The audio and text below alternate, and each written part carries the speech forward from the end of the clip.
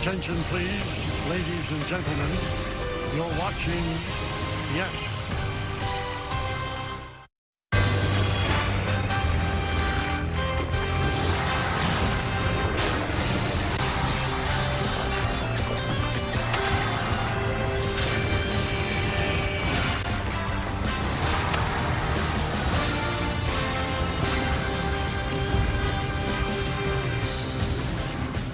from the beautiful Laguna Beach all the way to Anaheim, where their Angel Stadium stands. Fans are filing in for another Yankee Angel tilt, because tonight it is time for baseball as the Yes Network presents New York Yankees baseball.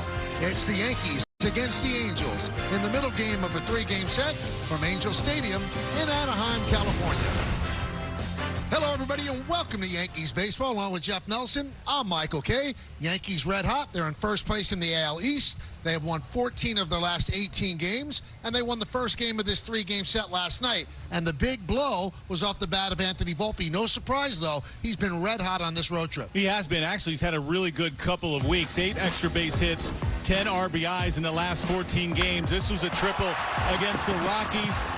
Off that right center field wall. Outstanding job right there. And I thought last night was a good matchup with Kohanowitz, who likes to run the ball inside. That was a bases clearing double. 31 RBIs, leads all shortstops in the American League. All right, 24 extra base hits, 8th in the league. 16 doubles, 3rd in the league. 2 triples, tied for 7th. And as Jeff said, the 31 ribbies are pretty impressive, the most of any American League shortstop. So if the Yankees win tonight or tomorrow they win another series, they like to get it out of the way tonight. And on the mound for them is Carlos Rodon. Jeff, you could actually make the argument that over the last month of the season, he has been one of the best pitchers in baseball. Oh, I agree with you. And I think the difference maker, in my opinion, has been that changeup. He's always had the ability to get the strikeout. He has 80 of them this year, with ranks 5th in Major League Baseball. But it's that changeup down and away to righties. He likes to change the eye level. That changeup helps him do that. He climbs the ladder with the fastball, the real nasty slider, but the changeup has been the difference maker. Last 7 starts, Jeff, he's 5-0 with an ERA of 1.48. Outstanding. 42 and 2/3 innings, 31.5% strikeout rate, and opponents hitting just 152 against him. So if things go according to those numbers, he's going to pitch well. But there is a question now. He's going to start. Who's going to close? Is it going to be Devin Williams? Because Luke Weaver pitched last night. Aaron Boone might tell us the answer next, right here with Meredith Morakovitz on Yes. Welcome back to the Big A for Yankees baseball on Yes. Hey, everyone, I'm Meredith Morakovitz. As Michael and Jeff noted, Carlos Rodon will get the ball for the Yankees this evening. He's been exceptional over his last 7 starts, 5-0, pitching to a 1.48 ERA. There is no question he has played a major role in fortifying this Yankees rotation. I mean, he's pitching like an all-star. I mean, plain and simple. You know, whether it's the innings he gives us, obviously punching out a number of guys, and ultimately giving us a chance to win pretty much every time he goes out there. And the couple outings where he's had a hiccup or whatever, he still seems to give you that 5, 6, get deeper into the game. You know, he's pitching like a horse right now, and that's coming off a year in which he was very good. Aaron, you look at last night, Luke Weaver used there in that 9th inning. Generally don't use guys 3 days in a row. Will Devin Williams be your closer tonight if the situation dictates? Yeah, most likely, yes. Boone went on to say what a luxury it is to have multiple arms in the back end of the pen that could handle a closing situation. As far as Williams is concerned, he's been throwing the ball much better over his last 12 appearances. He's holding opposing batters to a 114 average, striking out 18 along the way. Plenty more to come here on the Yes Network. When we get back, Michael Kay will be joined by Jeff Nelson. First pitch coming your way after the break.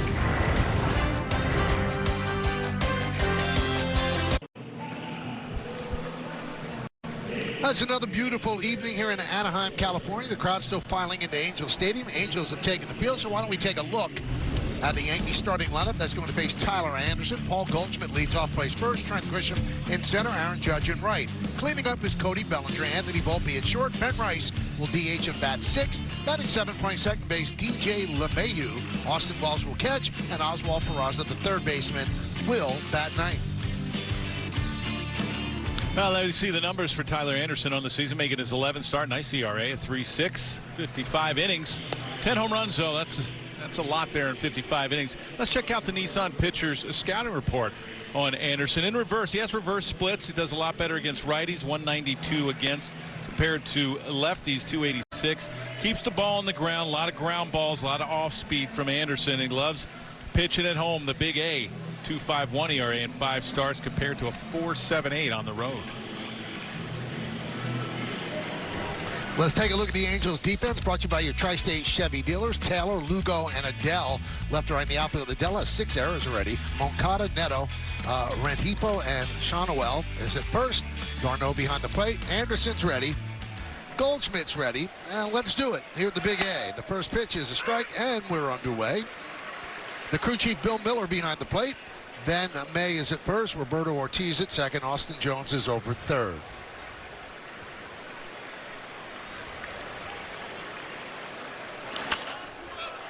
You look at the numbers, Jeff, that Goldschmidt has against lefties.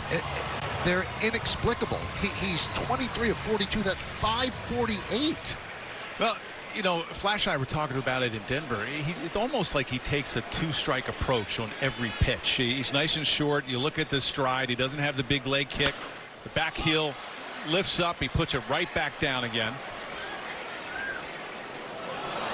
He reminds me a lot of Freddie Freeman from the left side. Freddie Freeman thinks of left center field. Straight up the middle, left center field. Goldschmidt, same way. Up the middle to right center field. He lets the ball travel a little bit. Nice level swing. A tough out. On base percentage against lefties of .635. Foul back. You know, with Anderson, you're pretty much a carbon copy of Ryan Yarbrough from the Yankees, what he did last night. The only difference, a little hesitation in that windup with Anderson. He puts that glove up by his left ear and has that little hesitation at the end. High fly ball left field. On the run is Taylor, and he makes the play. Took an extra base hit away from Goldschmidt. 1 down.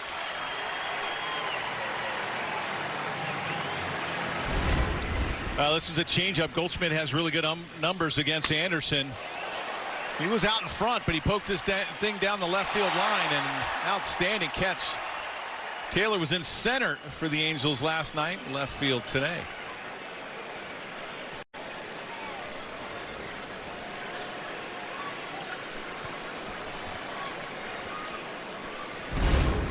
There's Trent Grisham. And a strike. Yankees come in at 33-20, 13 games over 500. The Angels 25-28, they're 3 games under. Yankees have won 14 of their last 18. And during that stretch, they're scoring 6.17 runs per game, which is the best in baseball. The Yankees as a team have a plus 111 run differential. That leads Major League Baseball through 53 games, and it's the highest Yankee run differential through 53 games since the team that you were on in 1998, which was plus 112. And that team was a machine.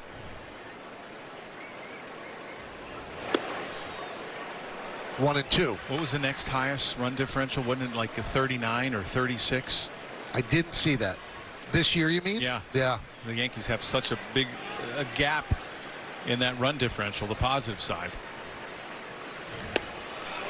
2 and 2.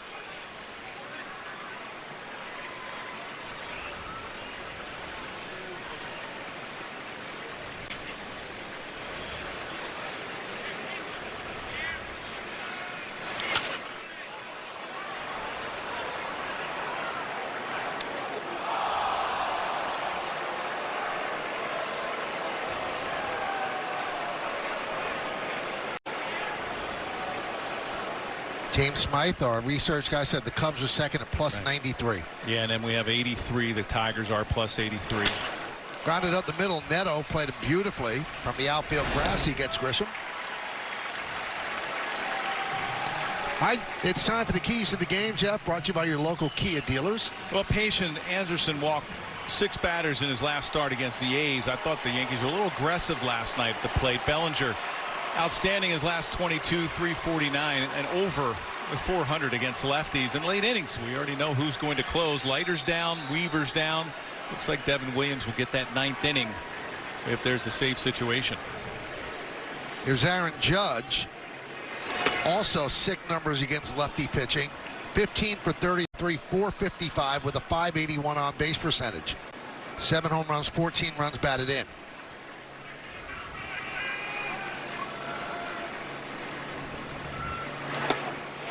And that's why teams really have to think twice about starting left-handers against the Yankees. Their batting average against lefty pitching is 281. That's first in baseball. That's outstanding. Because you really don't see a whole lot of lefties around the league. To be able to hit almost 300 against lefties, it's incredible.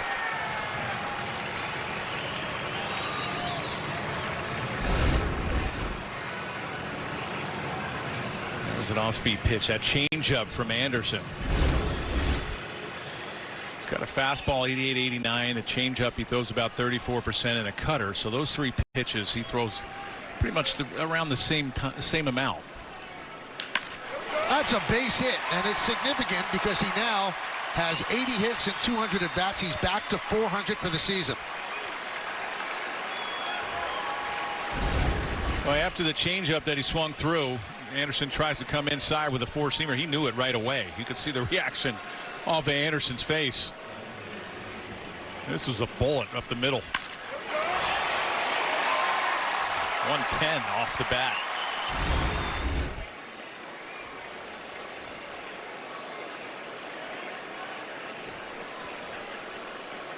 And Bellinger.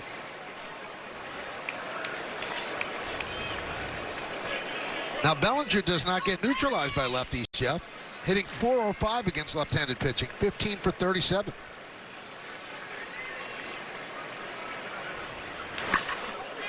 High fly ball right field. Adele will put it away, and that'll do it in the first. No runs a hit. No errors. 1 man left. Yankees nothing. Angels coming to bat.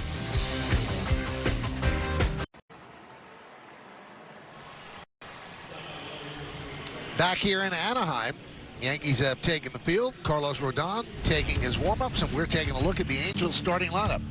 Neto at short, Machado at first, Moncada at third. That's the top. Middle third, it's Taylor Ward, the DH. Travis d'Arnaud will catch, and Luis Rengifo, the second baseman, bats 6th. Batting 7th, the right fielder Joe Adell. Chris Taylor in the second game as an Angel in left field, and Matthew Lugo in center field is going to bat 9th. Carlos Rodon making his 12th start. Just outstanding numbers. 37 hits and 65 2/3. That's a 161 average against.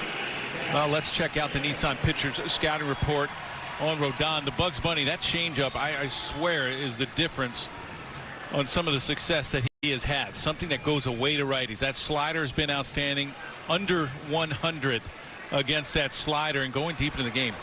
1 start has he not gotten into the 6th inning this year out of the 11. And there's a strike. Now, we were talking with Boone before the game. He's a different pitcher than he was in year 1 with the Yankees, where he was just fastball, slider. Fastball was up in the zone.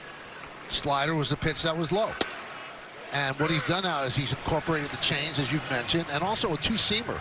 So he's got that fastball that's low in the zone, not high. He's got a lot of weapons. Well, you need something to go to both sides of the plate, especially against a right-handed hitting team. You're only going to face 1 lefty in this lineup. There are a couple switch hitters in the Angels lineup, but you only have 1 lefty. So you need something to go both ways. And like you mentioned, and he started incorporating that cutter, which I'm glad he got rid of. But everything was hard in on a righty. Down goes Neto. I'll take a look at the Yankees defense behind them, brought to you by your Tri-State Chevy dealers. Bellinger, Grisham, and Judge left to right in the outfield. Infield, Peraza, Volpe, LeMahieu, and Goldschmidt. That's third to first. Wells gets start behind the plate. Ben Rice, the DH. Carlos Rodon on the mound.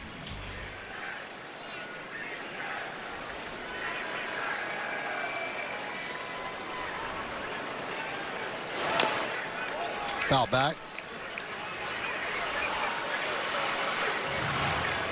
He's gotten ahead of a lot of guys this year, especially the last 7 outings. And he's putting them away early. You don't see the 3-2, the 6, 7, 8 pitch at bats. Let's see what Bill Miller's all about. He's the crew chief. He's been around 29 years. He's the pitcher-friendly umpire. More inside strikes, more low strikes on right-handed batters. Well, when you have a team like the Angels that is second in Major League Baseball in strikeouts, Rodon 80, well now 81 strikeouts on the year. Favorable umpire. That one is served into left center field. Is it going to find grass? Yes, it is. A base hit for Shonowell. Let's check out the game time weather presented by Bigelow, the official hot tea of the Yankees. Well, it's beautiful. Let's see the specifics. 68 degrees. No chance of rain. Humidity 65%. The wind just 8 miles per hour.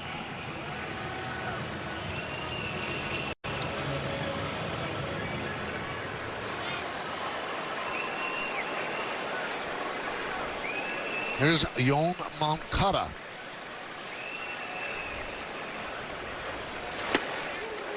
Oh, 0-1.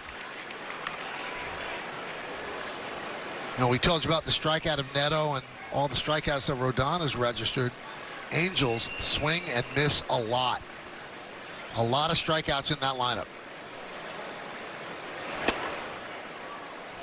Well, 10's been the high this year for Rodon. I think he surpasses that tonight.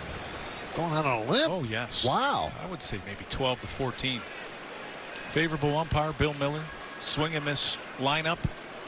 Nasty stuff from Rodon. There's that nasty changeup right there.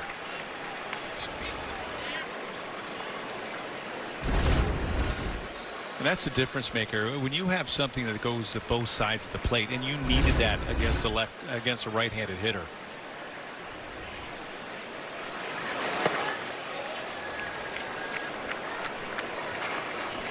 Now let's check out the leaders brought to you by your local Tri-State Genesis retailers. Max Fried, since April 18th, has the best ERA. Fourth in the majors is Carlos Rodon behind Eovaldi and Bubic. Soft ground ball to short.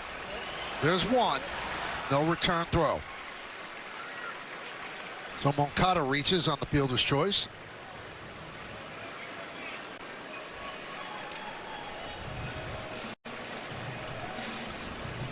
See, the Angels are sporting their City Connect uniforms. They're wearing them for the third time this season.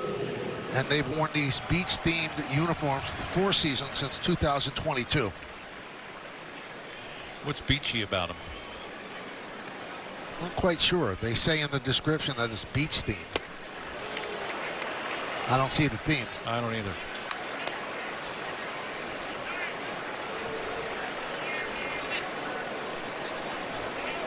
Oh, 0-1 on Taylor Ward.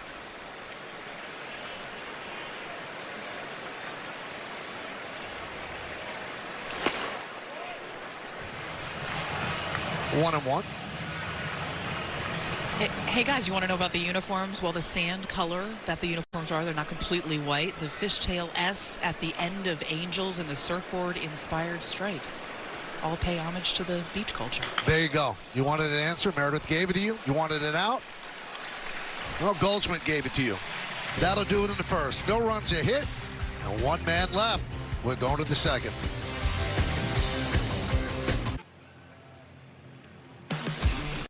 Well, let's check out FanDuel's live same-game parlay. So, Jeff has already told you Rodon's going to have, what, 10 strikeouts? I said 12 or 14. Ben Rice, is he going to record a hit? Aaron Judge to hit a home run? Meredith took me out surfing today, tried to teach me. Yeah, we had a great time. Yes. Terrific time. She's a good teacher. Wonderful time. I don't know what type of score I would give him, Jeff. Needs a little improvement, but hey, I tried, right? He got in the water, even though I told him there were sharks in there. Still got in the water. Fearless, Michael. Did you have the swimmies on? Because you said you can't swim. No, I can swim. I don't swim well. I could save myself. I couldn't save you. Did you have the swimmies? I'd rather not answer. Okay. I wasn't going to let him go out there on his own, Jeff. I would have had his back. I did have the surfboard tied to my ankle, though, so that makes you float. And then he just stood at the shoreline. Drags you right down when the wave hits you. Oh, Meredith was very patient. 3-0 on Volpe.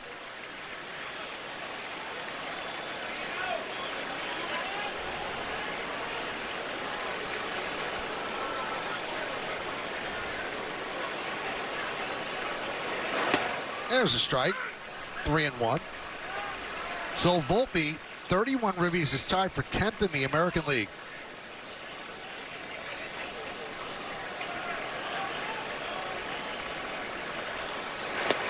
And the underlying metrics, Jeff, are impressive. So last year, his hard hit rate was 35.4. He's jumped that to 49.3, which is one of the highest jumps of anybody. You hit the ball harder, you get more hits. Strike 3. Volpe didn't agree. He goes down looking against Anderson. Yeah, I agree with Anthony Volpe. That was low and down. You watch where this pitch is. It's definitely not a strike.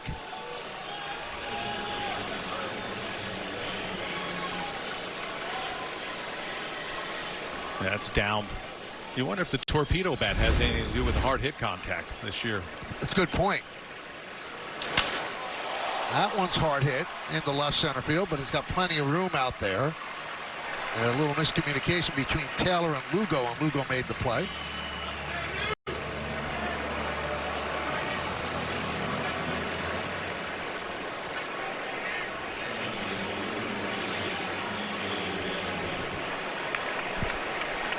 Talked to Ben today. He fouled 2 balls off his back foot, which is very unusual. Right. He said when he woke up, felt a little stiff, but as the day went on, he felt great. So he dodged the bullet there. Here's DJ LeMahieu. And a strike. Forgot to look. Did he have the foot guard on this time? That is odd. Fouling 2 balls off your back foot. I didn't notice. I didn't notice either, Jeff.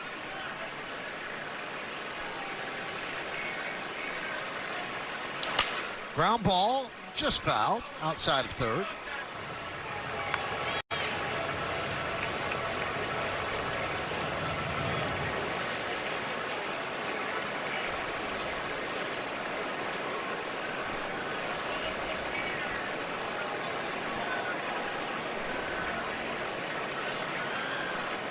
Swing and a miss, strong inning for Anderson. Strikes out 2 Yankees. Yankees go down in order.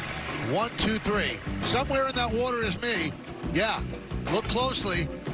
I'm the one that's not on the surfboard.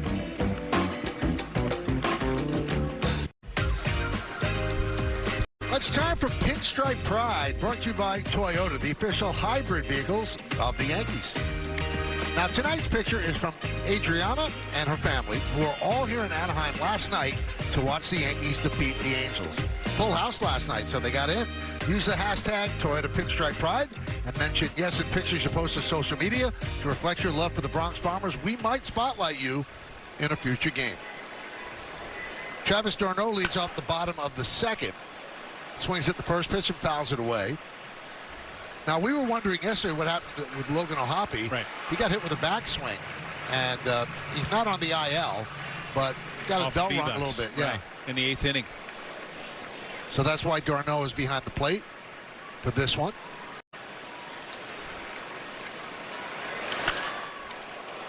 Oh, and 2. I wonder if that family was one of the ones that were yelling at you out in the parking lot.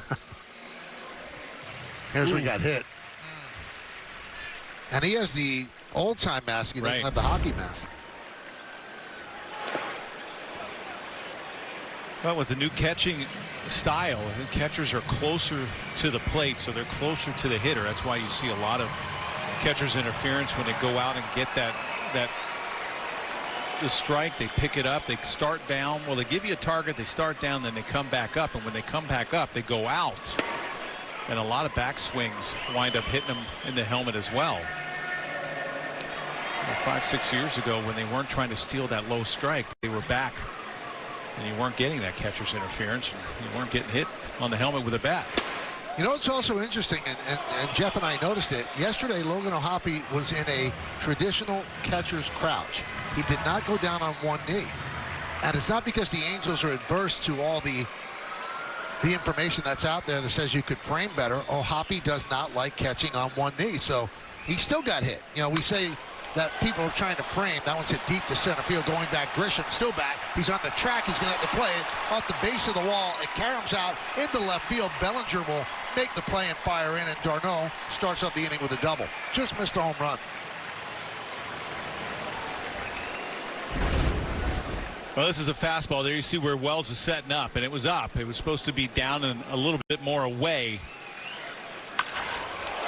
Hasn't quite gotten dark here in Anaheim, and the ball won't travel as far, but before that it does. It just hits off that center field wall. Nice job by Bellinger getting over there to back up.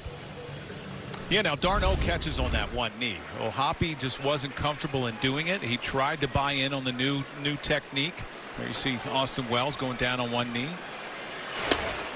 And now it seems so odd when a catcher doesn't do it. I mean, it's considered normal throughout baseball. And Joe Girardi said earlier in the year, if he could have caught on one knee, it would have been easy to catch a lot more games. He said, in a crouch, that takes a lot out of you.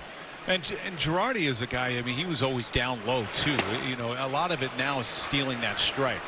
And I thought that the way they frame as well, every single catcher, they'll give that target, and then they'll go down and they lift it up. Now, for a pitcher, you're always taught focus in on the glove, and you don't want that eye level change. I mean, if you're focusing on their glove, all of a sudden your eyes go down, then they go back up. But now pitchers will pick out different parts, say an umpire's mask, or say the hitter's hip. Instead of watching that glove, they'll pick something else out to aim for. And that's all about stealing the low strike, trying to get as many strikes as possible from the umpire. Now, I think the ABS system, it'll be a challenge system, I'm sure. Not a full ABS when it comes into the major leagues. I don't know if that'll change much. Ground ball at third. Peraza gets the first out. I'll tell you, Jeff, if it was ABS for every pitch, then framing would be obsolete. Right. But since you have a couple of challenges, I think it's still going to work. Yeah, I don't know if I would have liked it, you know, the way that catchers get down on one knee, especially if you're throwing your slider or you're throwing pitches in the dirt. You know, anything in front of you, because they're so low and they're so close, you get the short hop. You know, if they're further back like they used to be, then probably that one knee wouldn't work as well. Now, laterally, that's where they have a little bit more difficulty. And that makes the glove so important, because you have to use your glove almost like a first baseman. Right. That's how you block balls, on the short hop, the backhand, because you don't have the lateral movement. But they've done the work and they've done the research, and the value of the framing is more important than the value of getting in front of the pitch. Now, I'll pose this question to you. Fly ball down the right field line. And Judge cannot make the play. Looks like a fan took it away, but it was fair game because it was in the stands. If a fan reached over into the playing field, then it would be interference. Let's see. Yeah, it looked like right off the hand. The person that was holding the hat, I think Judge might have had it. Isn't it ironic? The guy, the Yankee fan, and he's wearing number 99 jersey. Here's the question for you. Say the style that they're doing now, the catchers, as far as trying to steal that low strike. Okay, you may get what 5, 6, 7 pitches in your advantage. You might be able to steal 5, 6, 7 pitches. You got a runner at third. You're in the playoffs, and that runner at third is a winning run. You're catching down on one knee. Now this is right in front of you, and because it's the short hop and the catchers are so close, it's a little bit easier for them to block. You get a pitch, and now if you're not on one knee, you might be able to get that lateral ball in the dirt. Ground ball, foul. One knee, you're not getting that ball. Winning run scores, you're out of the playoffs. What would you rather have? I mean, they've crunched the numbers on this, people smarter than us, and I guess that they feel that the framing gets you to that game. That you probably wouldn't get to that game where that would be the result. Okay. You seem like you disagree. If I'm on the mound and I know that, hey, if I'm going to strike this guy out or get this guy out, and I know I have to bounce the ball and I want to have confidence in my catcher to be able to get in front of it, I might not bounce it as much when I know he's down on one knee and he can't go laterally, and that winning run's on third. 2-2. And the further interesting thing is that when you're down on your knee, and they're teaching this through the minor leagues. Yes. Now. It's not like at that moment that I was just talking about, you could get into a regular crouch. because they're not used to doing that Right, anymore. no. 2-2. Strike 3. Adele down looking. Second strikeout for Rodon. Well, Dell must have been looking off speed. This is a fastball right down the middle at 95. There you see how close Wells is, and that's all about taking that strike. You see that glove go out, and he's a little bit closer, so he's able to get that ball right in front of him.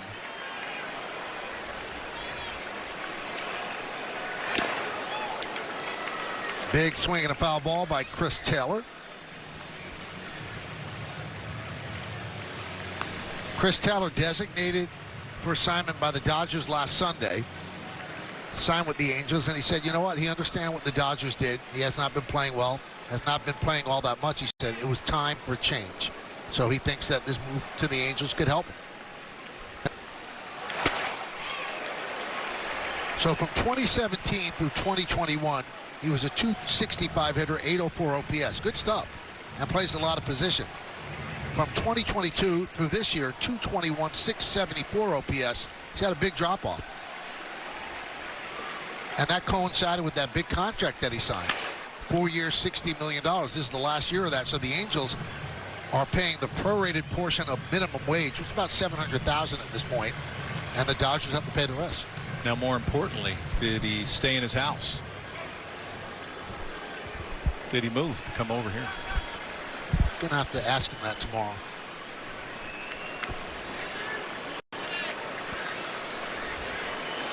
Swing and a miss. He goes down on strikes. Third strikeout for Rodon. No runs, a hit. One man left. We're going to go to the third. Nothing here on Yes.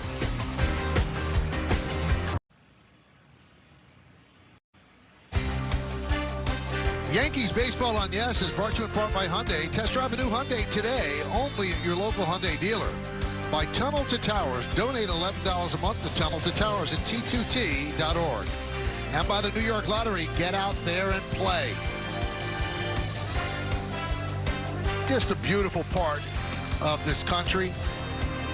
West Coast, the Pacific Ocean. Picture perfect. We go to the third inning of the second game of this three-game set. Last night a sellout. Tonight not quite that, but a nice crowd on hand. And for the Yankees, it'll be 8-9-1 in the order against Tyler Anderson, the veteran left-hander. 35 years old, 10th big league season. Fastball averages 87.2 miles per hour. And the Angels are 8-2 in his 10 starts.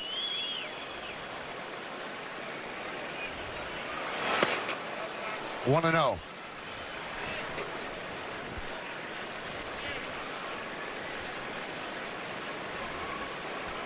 He was the Angels' lone all-star last season. He had a 2.97 ERA before the break. Ground it up the middle. Neto.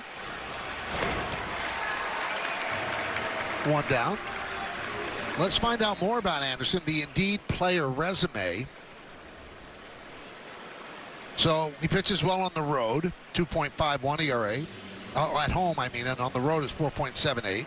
Opponents at 190 here at Angel Stadium, 245 away. Walks 7.7%, then goes up to 11.9 in the road uniform. Peraza swings and misses. Well, he's got that little hesitation in his windup, almost a double leg kick. Just to try to throw off the timing of the hitters. He is in the final season of a 3-year, $39 million deal. There's one. There's two. Stays back really well over the rubber. You have to have incredible balance, yes, I would think, to do that.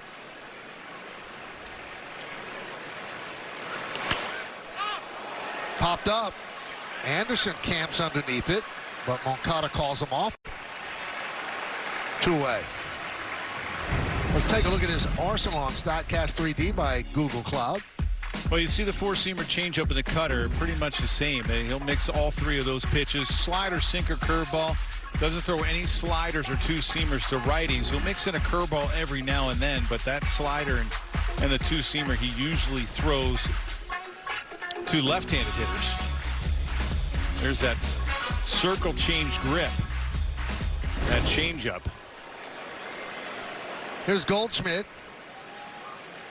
Robbed of a hit. Nice play. Moving toward the line by Chris Taylor on left.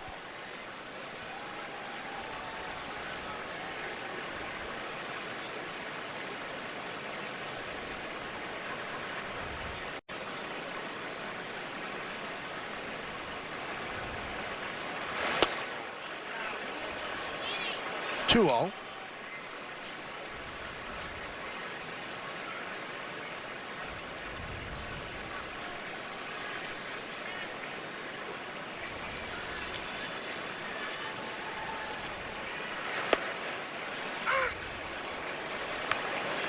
Two and one on Goldschmidt.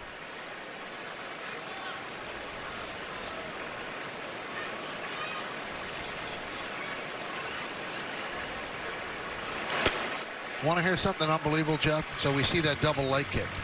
So that would be a hitch in his delivery. He said that he's never even noticed it until seeing himself on video. Really? Yeah. How do you not know that you're doing that twice?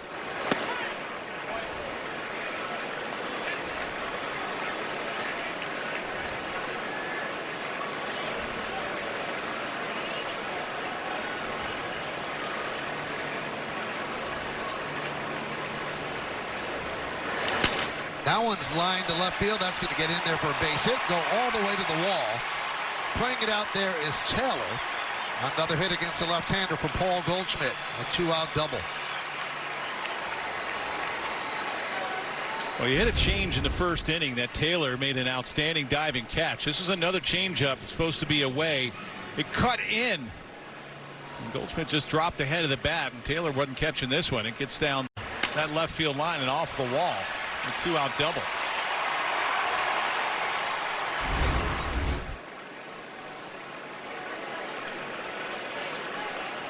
Turns around, checking out the outfielders with Trent Grisham at the plate.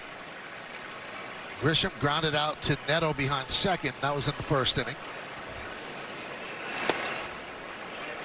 1-0.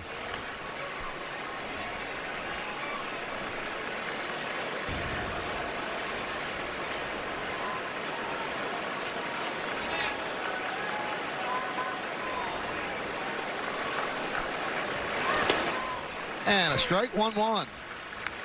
Grisham, a little bit of a slump, 5 for his last 37 in the last 11 games, including this one.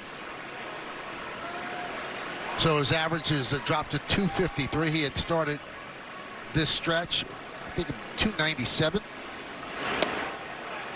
But still getting on base. OPS is still very, very good.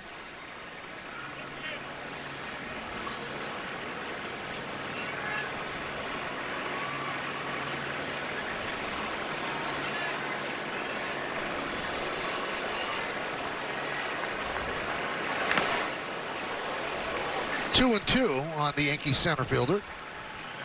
It's a big batter for Anderson. You want to get him because Judge is waiting on deck. Yeah, you would think if you're Grisham, you're going to get something to hit here. That was a cutter away. I would imagine that Anderson goes right back out there with that cutter again. You got to think left field if you're Grisham.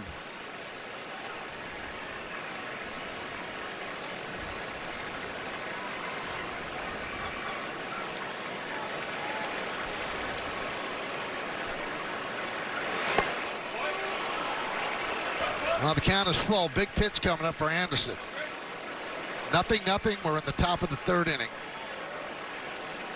Well, I'm still thinking away here. You have a big hole on that left side of the infield.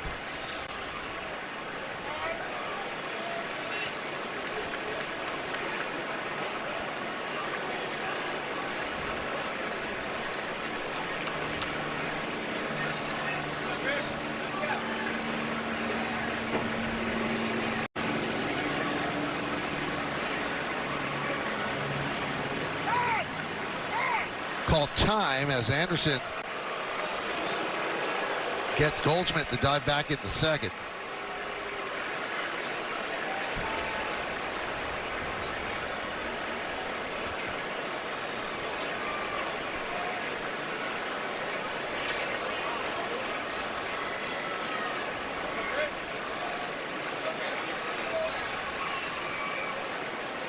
And the payoff in the dirt. So Grisham works the walk, and that'll bring up Judge with 2 runners on and 2 outs.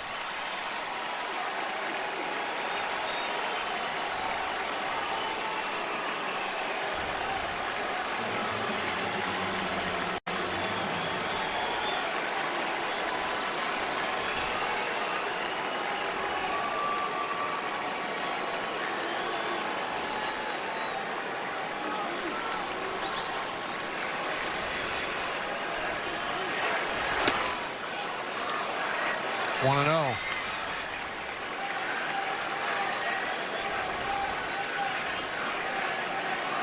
.471 against lefties. That's incredible.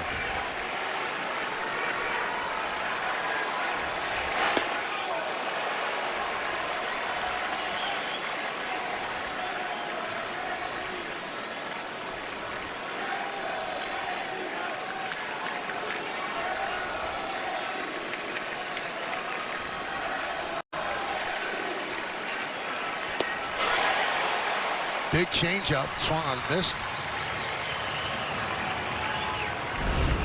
Well, back-to-back changeups, 2 really good ones from Anderson. Let's see if he goes back out there for a 3rd one. 2-2.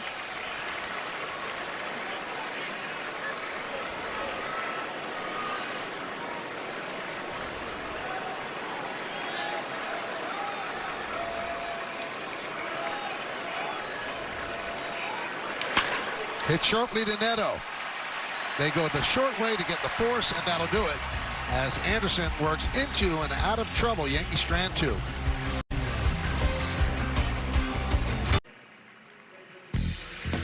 Well, tonight's injury report is brought to you by Montefiore Einstein, the official hospital of the New York Yankees. Anthony Rendon, wow.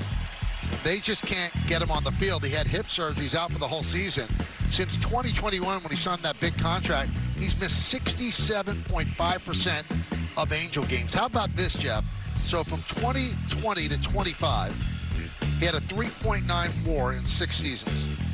Aaron Judge has a 4.3 WAR in a third of the season this year.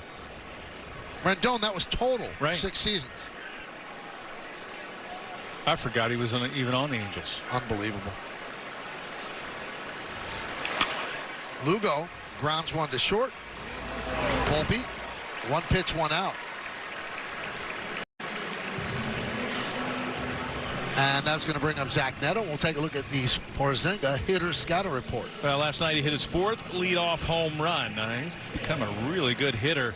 Men on base, 305 with runners in scoring position, so he knows how to get it done with men on base. And a Gold Glove. I think this guy's got a Gold Glove in his future. It's his 3rd season. He's only made 2 errors. Last year, 103 double plays.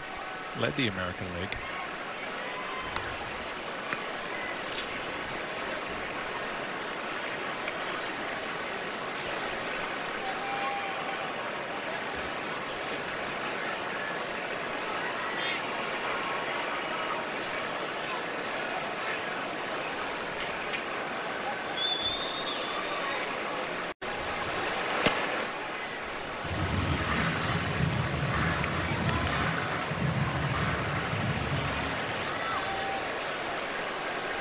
You know, when Neto is not batting and he's not at shortstop, you will find him almost connected to Ron Washington.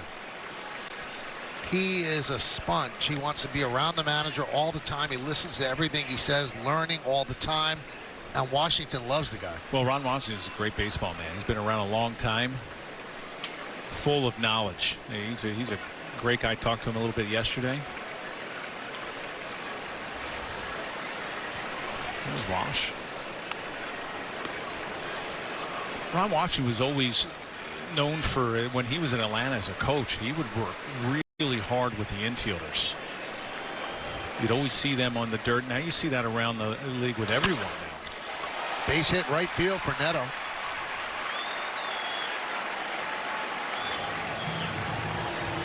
Now everybody gets on. I mean, you see those little drills. The Yankees will even do it when Travis Chapman, the first base coach, he'll get out there and feed the machine, and how they get really close, probably about 10-15 feet. of each other, and they're constantly throwing balls in the ground. And the infielders are on their knees. Ron Washington probably started that with Oakland, Atlanta. And I don't know if it's apocryphal, but Ron Washington credited with the best line in the movie Moneyball, where Billy Beane is telling Scott Hatteberg they're going to have him play first base. And he said, Wash is going to work with you, and Wash sitting there. And he said, it's easy, right, Wash? And Wash goes, no, it's not easy. It's extremely hard. But Hatteberg became a decent first baseman.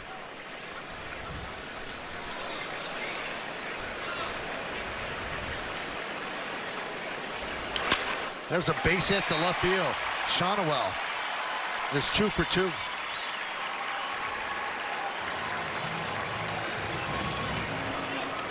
Well, the second time around the lineup, you see Neto, he went the other way with a fastball. Shonowell did the same thing. Fastball upstairs. Just goes to the left side.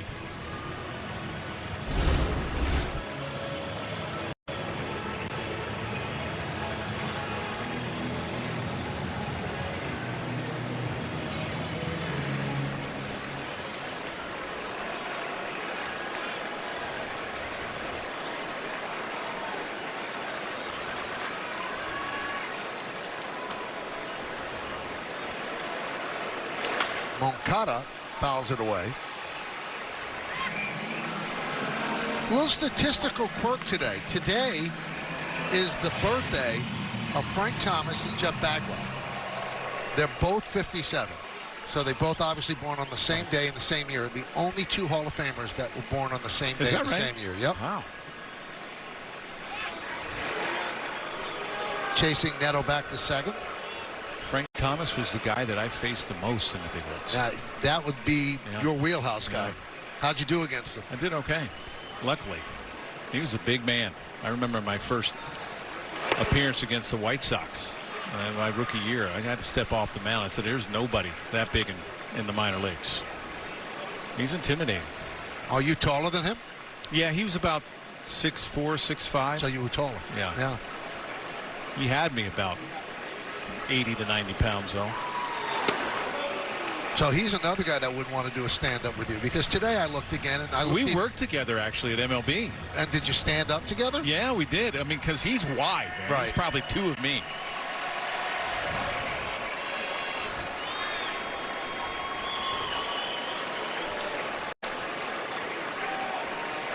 Swing and a miss. Big strikeout of Moncada. 4th strikeout for Rodon. There's that slider in the back leg of a right-handed hitter. You see that back foot of Moncada. It slipped. Watch how that slips and try to get to that pitch.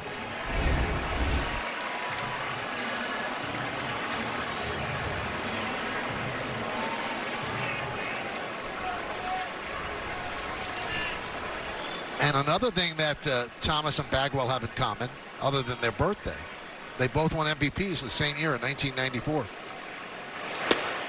There's a strike. There's a big hurt. Hall of Fame resume, 2014. Batting champion in 97, 347, 5-time All-Star, won the MVP twice. 301 lifetime hitter.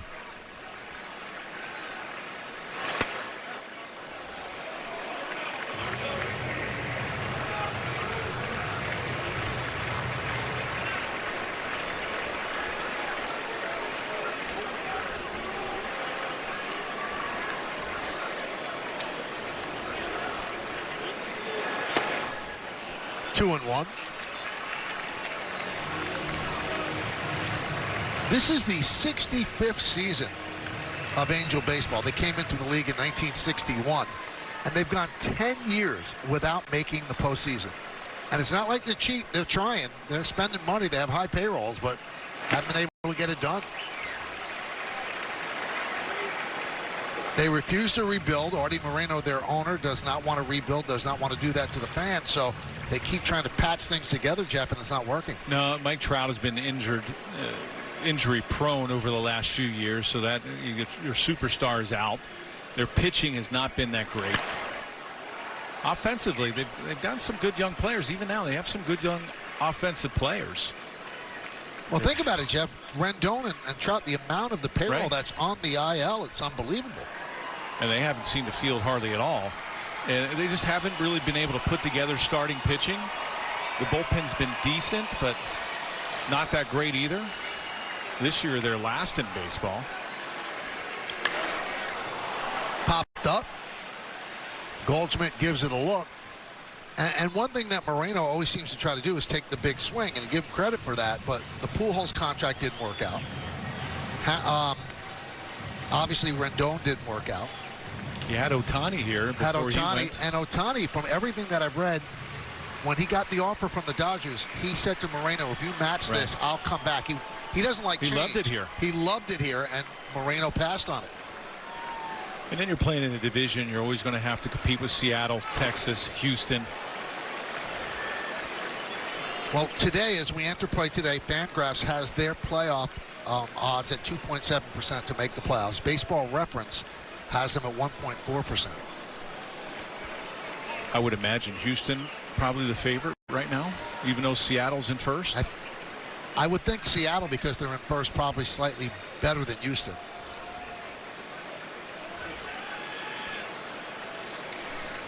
Runners will go, full count, 2 outs. Swing and a miss. 2 big strikeouts for Rodon to get out of trouble. No runs, 2 hits, and 2 men left on base. We played 3, 0-0. Well, MLB is partnering with the Crisis Text Line to increase mental health awareness. Free, 24/7, confidential support in English and Spanish. Text MLB to 741-741. Cody Bellinger leads off in the 4th inning, 0-0.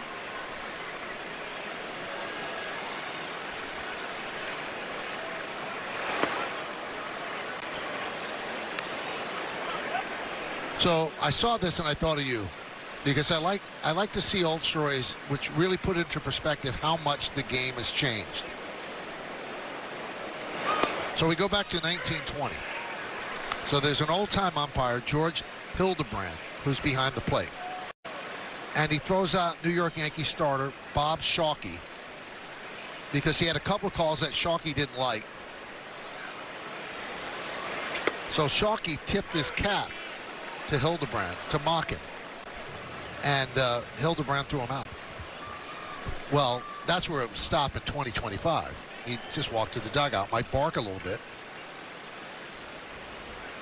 but Shockey charged at Hildebrand. Really? Hildebrand then took off his mask and beat Shockey over the head with it and opened a gash over his forehead. That doesn't happen today. And you thought of me on that one. Well, because I think that's how you would like things to go now. Oh. But they just don't. It's a much more calm sporting, It is a lot more landscape. calm. Yep. Over the last 5-6 years, 10 years, it's been calm. You don't see any brawls anymore. You don't really see a lot of managers arguing with umpires.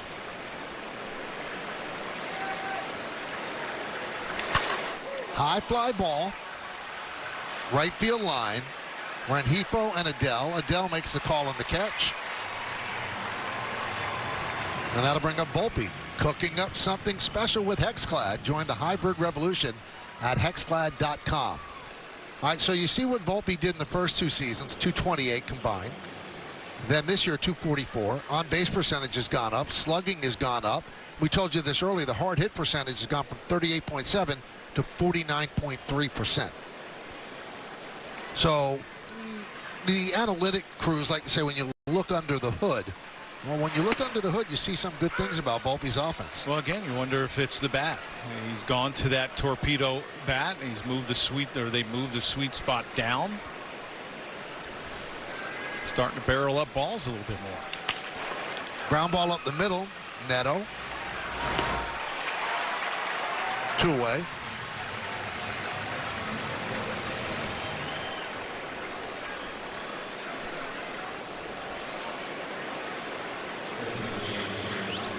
So Anthony is 0 for 2. Ben Rice.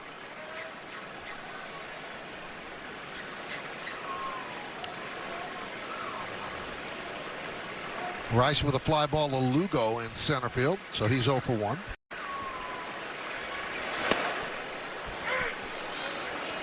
So in his last start in Sacramento against the A's, that was on May 22nd, Anderson went 4 2/3, 7 hits, 5 runs.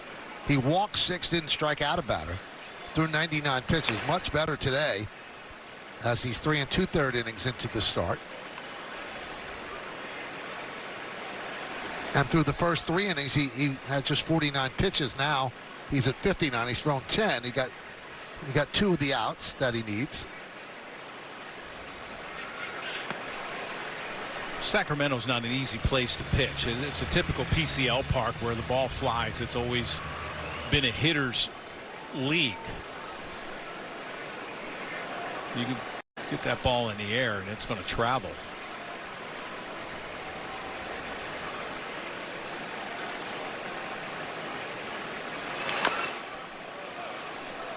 The Yankees were there a couple years ago. I mean, a couple weeks ago, I think they hit like 10 home runs, 8 to 10 home runs.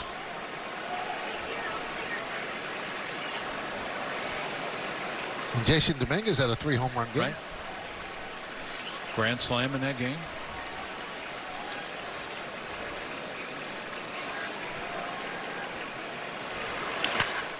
Drive, right field. Adele back, turning, looking, see ya! A home run for Ben Rice. And the Yankees lead 1-0 on the long solo shot.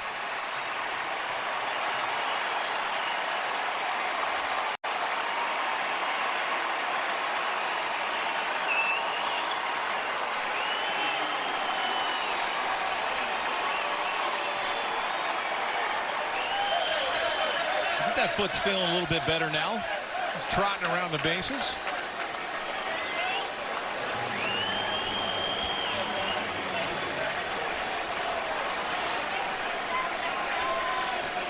Home run number 11, RBI number 23 for Rice.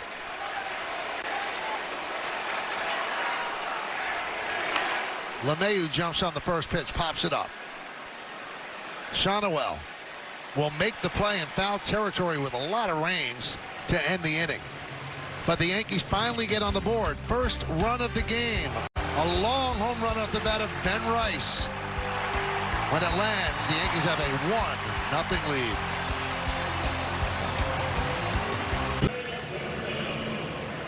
Well, that home run by Ben Rice gives him 23 ribbies this season. That matches his total from all of 2024. That home run traveled 423 feet. Darno swings and misses. Yankees' 87th home run of the year. And they were homerless last night. They're averaging 1.6 home runs per game.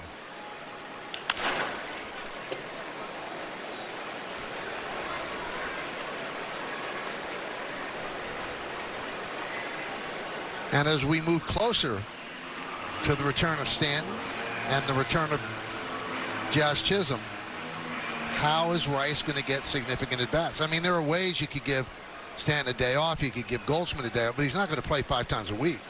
No, and it's going to be tough for a young player like Rice to be a part-time guy. You know, these young players are so used to getting regular at-bats in the minor leagues. They come up to the big leagues, and it's tough for them to become a platoon player. And Rice is really swinging the bat well. And you know, to all of a sudden have Stanton come back, which he will, and wind up taking a lot of those at-bats away from someone.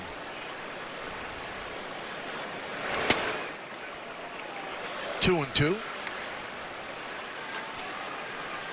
Yesterday was the first day that Boone actually admitted, yes, I've thought about what I'm going to do. He had said about 3 weeks ago he had not yet thought about it.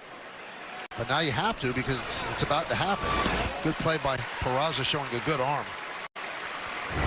Well, talking about the home run, it's the Audi electric moment. Experience a fully electric Audi vehicle at your local Tri-State Audi dealer today. Well, it was a changeup. You see where Darno was setting up on the outside corner, and that stayed up and in.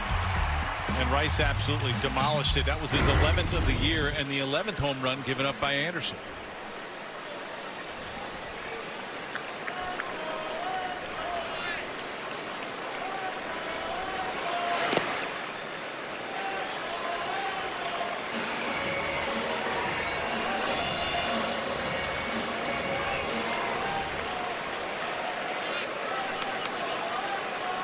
Rengifo, 1-0. 2-0. Rengifo with a ground ball to third. That was in the second, so he's 0 for 1.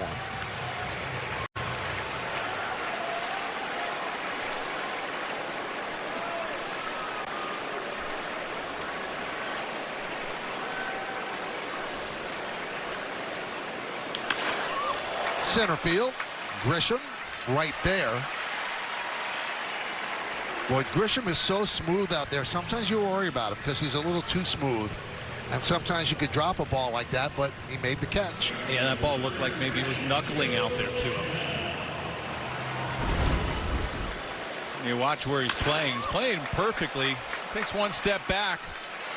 Looked like it started to cut or knuckle away.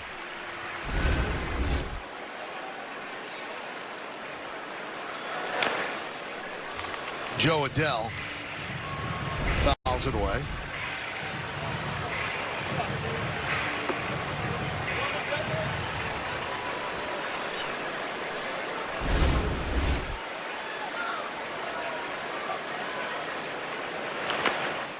Chop off the mound is Rodon. Off balance throw.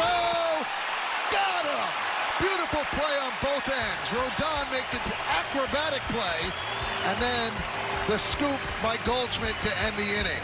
Put a star next to that one. The pitcher made a Gold Glove level play. Off balance. One hop. The stretch. Got him. And the Angels go down 1-2-3.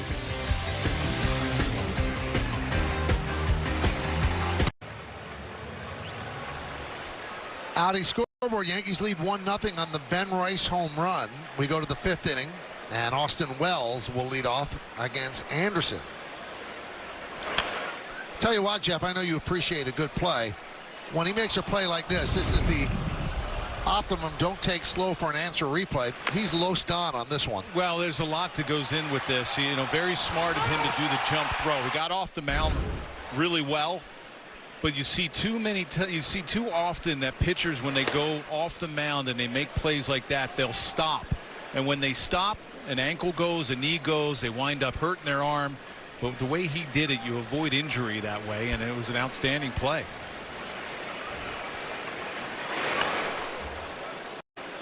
Now, starting pitchers, when they're in the game, they're so serious. But after making this sparkler, almost balletic out there, he broke a little bit. He had a big smile talking to his teammates. He even enjoyed that. That was an outstanding defensive play. Yeah, and it's a good thing because you're talking a little late in the evening and a little dew on the grass. If you all of a sudden stop and try to make a throw that way instead of doing the jump throw, you may slip. There's a lot can go on with that. That was a very smart play.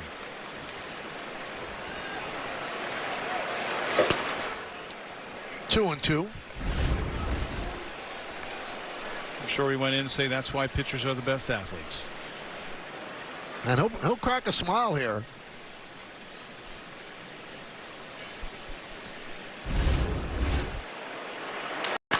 Grounded foul.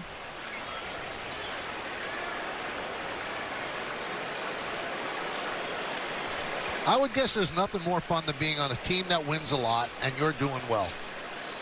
It's easy to ride those waves. You know, you ride it when it's at its peak, and it is fun. I mean, Rodon has been outstanding his last 5 starts, and again tonight.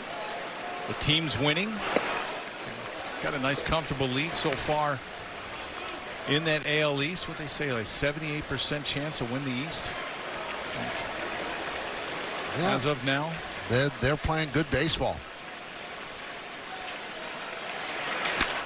Lined into center field. He absolutely spanked that one as Lugo will have to play it on a hop. Hard hit line drive by Wells, the leadoff single. We get to the point as a club that you come to the park every day and you expect to win. And it's a shock when you don't. This is a nice level swing on a fastball upstairs.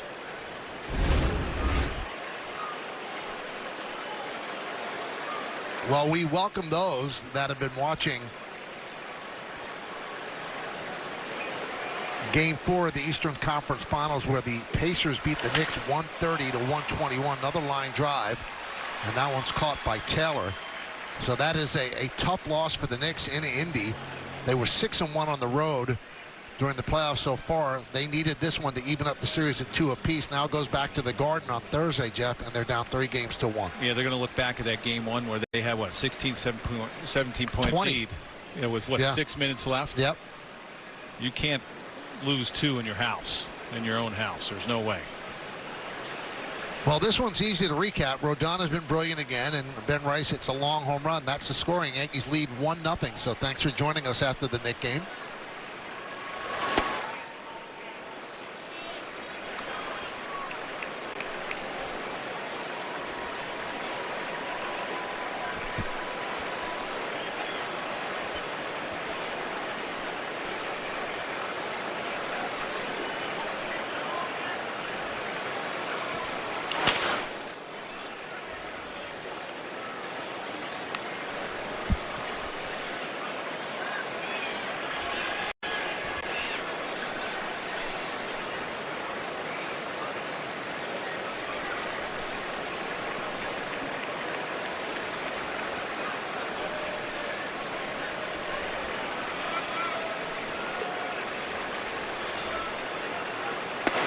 There's a strike, 1-2 on Goldschmidt. It looks like Goldschmidt has one of those torpedo bats as well. You wonder if guys switch on and off, but depends on who pitches. I mean, you look at Anderson, a lot of cutters, a lot of fastballs in. You want that sweet spot, maybe be a little bit down on the bat. Popped up on the left side, sky high. Tough play, but Moncada makes it.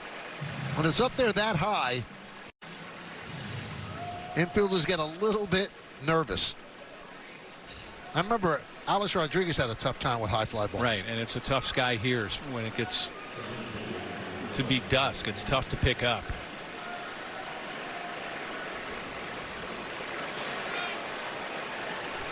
Yeah, anything hit behind Alex, he was looking for the shortstop to come get it.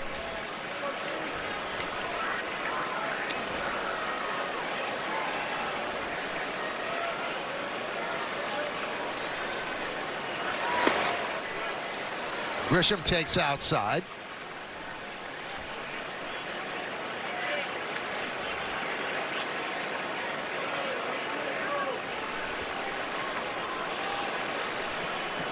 Yankees have won 6 straight series. Obviously, they win either tonight or tomorrow. It's 7 straight. Runner goes, no throw. A stolen base for the Yankee catcher, Austin Wells. Got a great jump on the lefty. And also, Darno's thrown out now only 2 of 19 this year. Well, he's throwing from that one knee, and Wells had a big jump. Anderson not paying attention whatsoever. As Wells' 3rd stolen base of the year.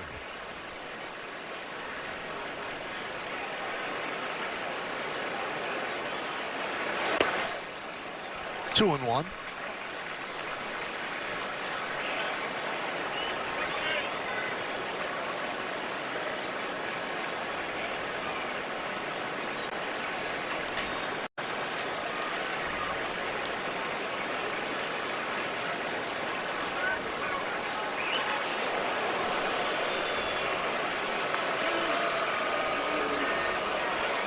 They're treating Wells like a speedster. You're going to steal a base. I'm going to try to pick you off. Anderson was sleeping on the mound. Let's see if Wells was sleeping on the base paths. You see Neto right behind him. So the count level at 2-2 on Grisham. Grisham's 0 for 1 with a walk.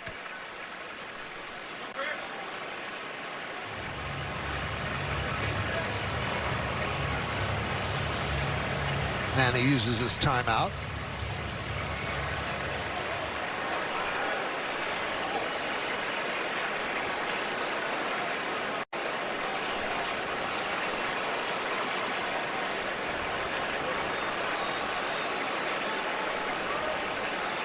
And the pitch from Anderson. Chopped to second. Rengifo gets a hustling Grisham for the final out. No runs a hit. 1 man left. We're halfway through. Yankees up 1-0.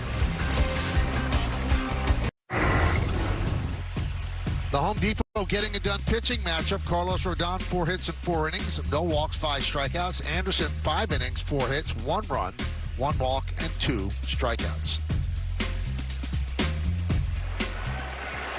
Bottom of the fifth, Chris Taylor leads off. You know, we talked about the different arsenal that Rodon has had since his first year with the Yankees. But when you look at the arc of his Yankee stay, it's impressive how important he's become. In that first year, he seemed out of place. He seemed uncomfortable. He had that moment on the mound in Kansas City with Matt Blake. Everything seemed like it wasn't going to fit. And that was a bad contract for the Yankees and for Rodon. Boy, he has proven that wrong. He has learned to adapt to everything that being a Yankee involves, and also expanded his arsenal where he's a complete pitcher out there. You could make an argument, Jeff, that he's on an all-star slate right now. He could make the American League All-Star team the way he's pitching. He has been just extraordinarily good this year. He has. You know, you look at the contract. I mean, when you come to New York's still not an easy place for guys to come play. I mean, there's a lot of expectations, the 27 championships. The Yankees trying to get back to the World Series. They got back last year. They came up short. But you're trying to come over to an organization and prove your contract. And it just doesn't work that way. It takes a little bit for him to settle down a little bit, to get comfortable on the mound. He started throwing a cutter. I think that was a huge mistake when he started going through that pitch. And I was watching him, and everything to a righty, hard. The slider wasn't there. I think he was really fighting himself on the mound, trying to prove the contract, struggling on the mound. And when you struggle in New York, it's not a fun place. You know, it's just not a fun place. All of a sudden, he relaxes a little bit. You look at, you know, I think Garrett Cole has probably helped him. Now having Max Fried in this rotation, he's starting to settle down, feel his own, and I think coming back to that changeup, he's always had it, but he's never really thrown it a lot. Last year he threw it a little bit. This year a lot more. You're starting to see the two-seamer. So he has more arsenal as far as both sides of the plate. Nothing's hard. Not everything is hard. Into a righty, he can throw the change away. He can throw the two-seamer away. He's always done a great job of climbing the ladder. And also when he first came over, if you noticed, you didn't see the depth on the slider either. Everything was across. So when you're throwing fastball up and slider across and that's staying up in the zone, it's hittable. And I've been covering this team either as a broadcaster or a writer. Swing and a miss. That's the sixth strikeout for Rodon, and the sixth Yankee strikeout brought to you by Audi and the 2025 Audi Q6. Visit your local tri-state Audi dealer today. Guy goes upstairs to get Lugo. Anyway, in the years I've covered them, close to 40, I've seen people in their first year with the Yankees struggle, and it's over. Right. They don't rebound. This guy had something about him where he wasn't going to give up. He wanted to make it work here. Boone said today he was very receptive to what the pitching people with the Yankees were selling. He adapted, he expanded the arsenal, and now the only thing overshadowing how great he's been is how great Max Fried has been. A couple of ill-timed three-run home runs. If he doesn't have those, right now you're looking at him probably being 8-1 with a close to 2 ERA. The way it is now, he's 6-3. Came into the game with a 2.88. He's been really, really excellent. Well, I think that as well as Fried has pitched, I think it's taken a lot of pressure off of Rondo. And if you look at pitchers that typically fall in love with the cutter or they try to incorporate a cutter, Garrett Cole was the same way. When he started, all of a sudden couldn't find that grip. You know, everybody's trying to look at start this the next inning. Two more strikeouts for Rodon. He's retired 8 in a row. We go to the 6th.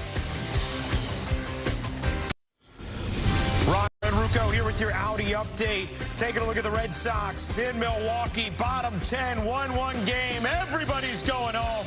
Christian Yelich with the bases loaded. A walk-off grand slam. 10th home run of the year for Yelich. His first career walk-off homer. Brewers win it over the Red Sox. 5-1, guys. Thank you, Ryan. Shohei Ohtani, home run in 3 straight games. He has 20 this season to lead the majors. Garrett Crochet, 12 games this season, 2.04 ERA. The Red Sox are 6-6 in those games. And Bryce Harper left the game after getting hit on a surgically repaired elbow, and he had to leave the game after that hit by pitch. 1-0 Yankees. Judge leads off, 0-1 count here in the 6th. So you were finishing your point about Rodon. You know, you look at Garrett Cole when that spider tack and the Pelican grip, when everybody had a hard time getting a grip on the baseball. I mean, you know, they banned that. All of a sudden, you've seen a lot of pitchers. Garrett Cole was one of them. Tried to incorporate a cutter because it's a little bit easier of a pitch to get a break on, and you don't have to really snap it off like a curveball or a slider. You just throw it basically when you're releasing it like a football, and you get that little cut. A lot of times that takes away the fastball. It takes away the fastball location. Rodon started incorporating that cutter. It was a bad pitch for him because everything was hard in on a righty, and I think it took away some of the command. It also took away some of the bite on that slider. He scraps that pitch, adds the changeup and the two-seamer. It's almost unhittable. Because if you look at that slider and it's on a bigger plane than I think it was when he first came over to the Yankees, that's starting out at this fastball plane. He likes the four-seamer upstairs. That slider's coming out around the same plane and all of a sudden dipping down to the back leg of a righty. It's tough. Judge goes down on strikes.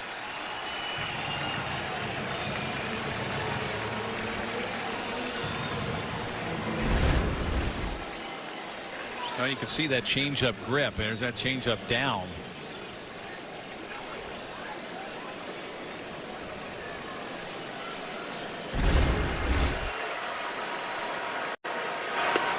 Yeah, you mentioned Garrett Cole. So he's been around the team here in Anaheim.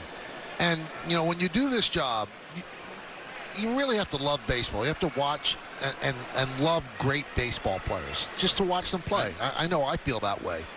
So I went up to Garrett. I haven't seen him a lot this year. High fly ball. Deep left center. Lugo back. He has room on the track. He doesn't make the play. He does not make the play. Bellinger running hard is going to go for three, and he'll make it. Boy, give Bellinger credit. A lot of guys, looks like a sure out. You slow down. He was running hard as if he knew that was falling in. Yeah, and this was just a clank. It's going to be interesting to see how they score this one. You see Lugo just drifts back. He just misplayed it. It might get a triple because he didn't touch the ball. Right. I mean, this ball should have been caught. With Bellinger, like you mentioned, Michael, he kept running. As soon as he sees him drift back a little bit, then he starts picking it up.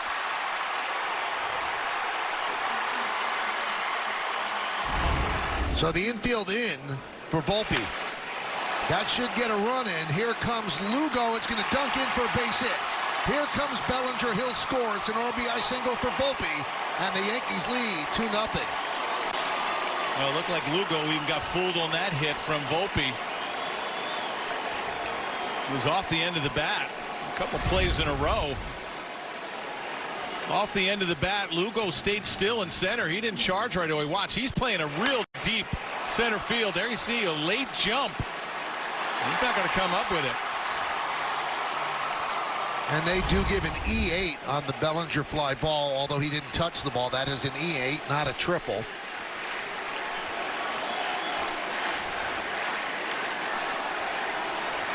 And Volpe picks up his 32nd ribby. Anyway, to finish the story about Cole, I just walked up to him and I said, you know, I miss watching you pitch. And then in a really quiet voice that kind of breaks your heart, he goes, I really miss pitching. And you never really had it taken away from you for a long time, but at the top of your craft, and all of a sudden they say you can't pitch for a year and a half. It's got to break his heart. Well, you hate watching. Right. You know, you want to be out there so bad because that's all you're used to. You know, you want to try to help your team. You're getting paid to be on the IL. That probably bothers you a little bit as well.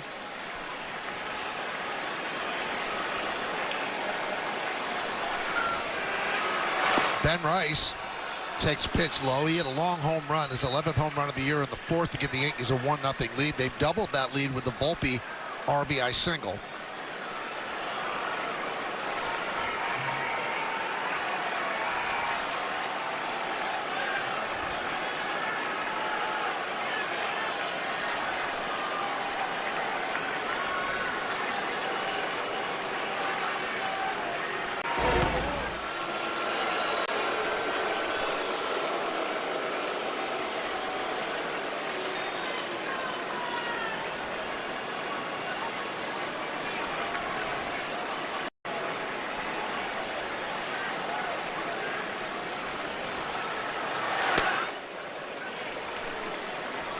All right, the Rice home run. We'll take a look at the exit velocity on that, presented by Spectrum. 108.1 off the bat, and it traveled 423 feet. It was out in an eye blink.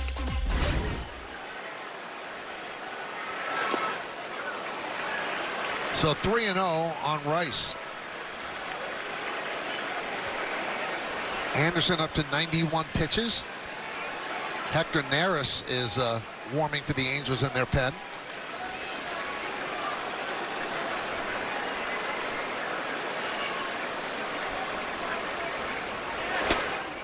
There's a strike.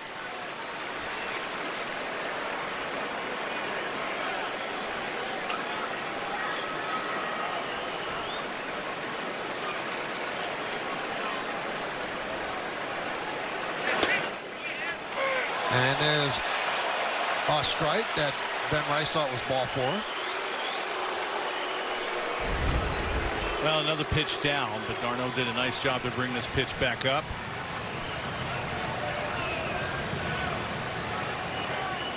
Let's see at the bottom of the zone.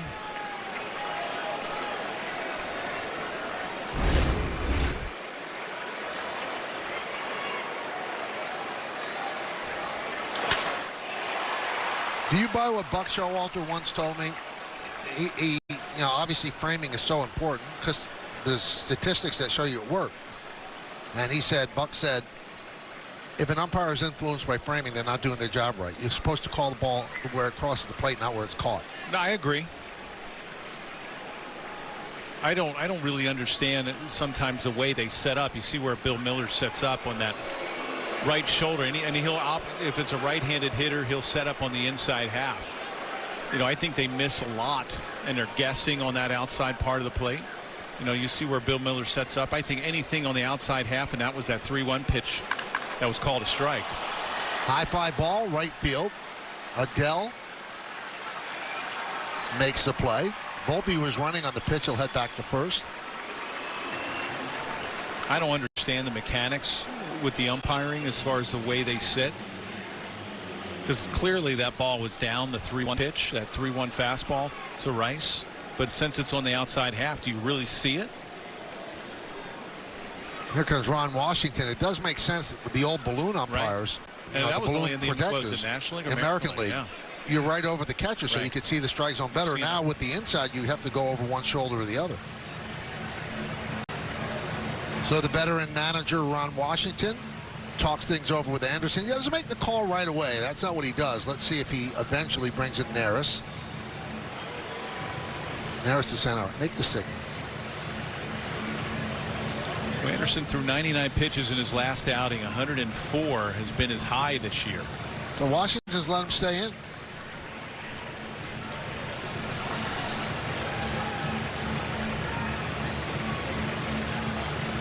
If you're an umpire, don't you have to trust the catcher that he's going to catch it? Wouldn't you want to set right over the plate no matter where the catcher moves? You would think, right? Yeah. But again, if you had that big balloon protector, you could set up right over his head, and then you see both sides equally. I think they need to bring that back. It's probably very hot. So here's DJ LeMahieu, 1-0.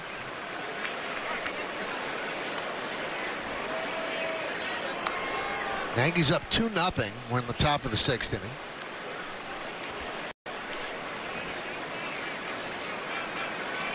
And see, now he'll set up on that left shoulder, over the left shoulder of Darno, because it's a right-handed hitter.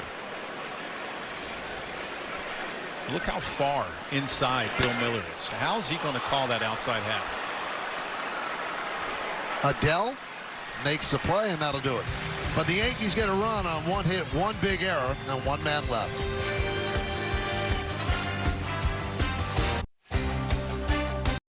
Yankees baseball on Yes is brought to you in part by Montefiore Einstein, the official hospital of the New York Yankees, by your local Tri-State Genesis retailers. Learn more at genesis.com.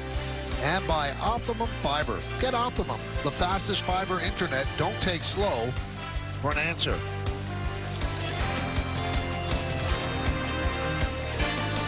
Euphoric Angels and Yankees. Brocious after 98. Troy Glaus with the Angels lone championship in 2002. Troy Glaus, a good hitter too. Got a lot of power over third base. Shonowell takes inside 1-0.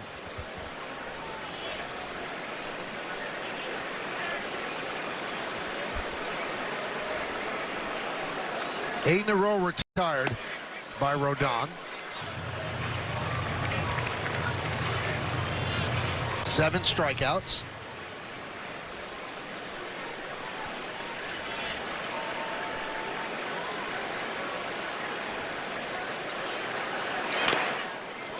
You know, one more thing to note about Rodon, how he struggled in the first year. So in this year, he's pitching very well, and he's actually the guy giving advice to guys like Devin Williams who are trying to make it work in New York. I mean, can you imagine Ed Whitson giving somebody advice on how to adapt to New York? Usually you give up, but Carlos Rodon's now become a sage about this. Well, there's not too often that you're going to get booed at your home park. You know, look at Roger Clemens when he first came over. He never got booed in Toronto or in Boston. They expect a lot out of you. The fans do here in New York when you come and you don't do well at your home park. Strike 3. Shonowell down looking. Strikeout number 8 for Rodon. Well, fastball at 94 miles an hour. Thought it was up. Caught that upper half, that upper tier. That's a strike. Shonowell didn't see our umpire scouting report. It's pitcher's umpire. Exactly. Pitch is high to Moncada. I think that was the biggest thing to get over, knowing that you're in your home park, and if you walk a couple guys and you give up a run that you know you're going to get booed.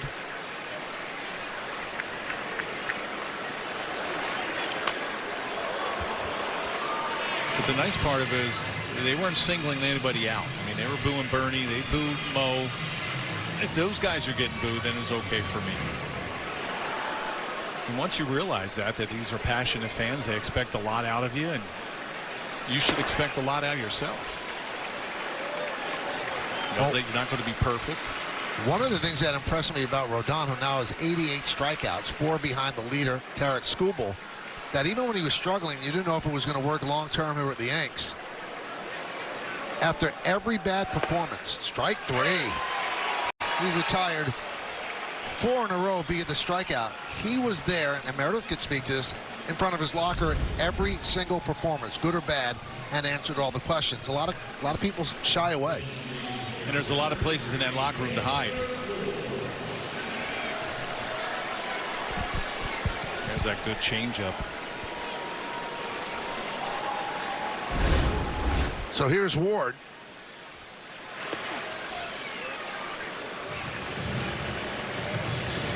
Well, it's a lot easier to take your medicine right away than let it linger. The longer you hide from the media and hide from everyone, the longer and the worse results. You just face what you did right away, and then it's over with. Fly ball right field. Judge is there. Judge makes the play. And Rodon has retired 11 in a row. We'll go to the 7th. It's time to name that Yankee, brought to you by Prevagen, made for your brain. This one's tough. It's an 8, 252, 1,061 hits, 86 home runs. Played for the Yankees in 78, that championship year. Then 6 years with the A's, 1 with the Cards, 4 years with the Tigers, and then he finished up with the Braves. This is not an easy one.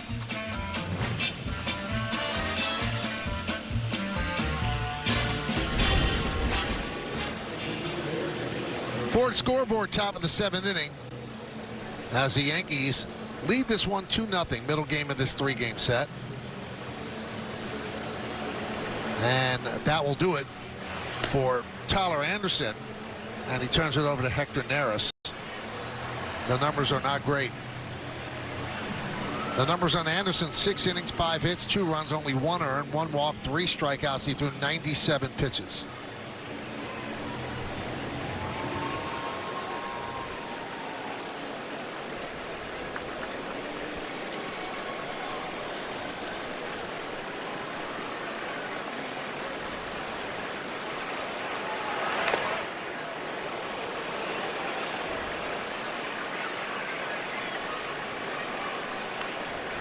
Looked like it got Darno right in that shoulder. That was a fastball at 93, right in that right shoulder.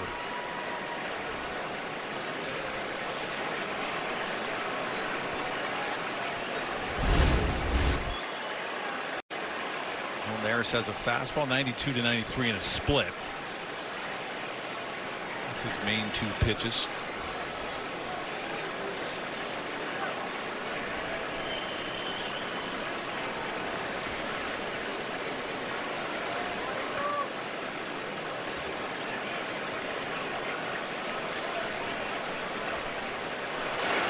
That one just missed Wells.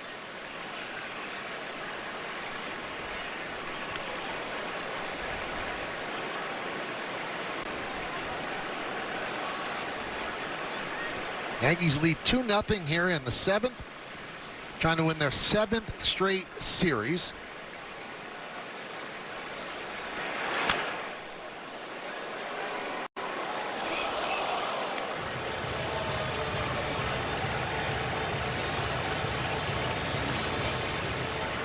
One and 2.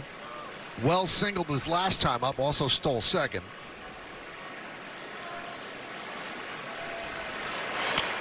You know, Boone was saying today, he said, you know, Wells has driven in 31 runs, which is great. He has 6 sac flies, which is great. He said, I still think that we're waiting on that big hot streak for him where he's going to really go off, and we haven't seen that yet. No, and he had a really good spring. Check swing. Didn't go. You know, really don't bank on spring numbers, but the way he was swinging a bat, you thought maybe that would have carried over to the season. He's done a really nice job behind the plate.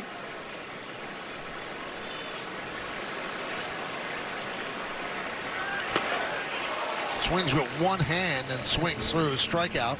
One away.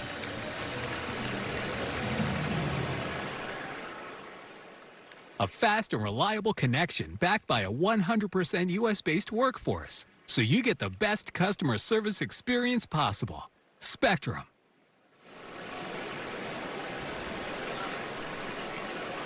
Here's Peraza. 1-0.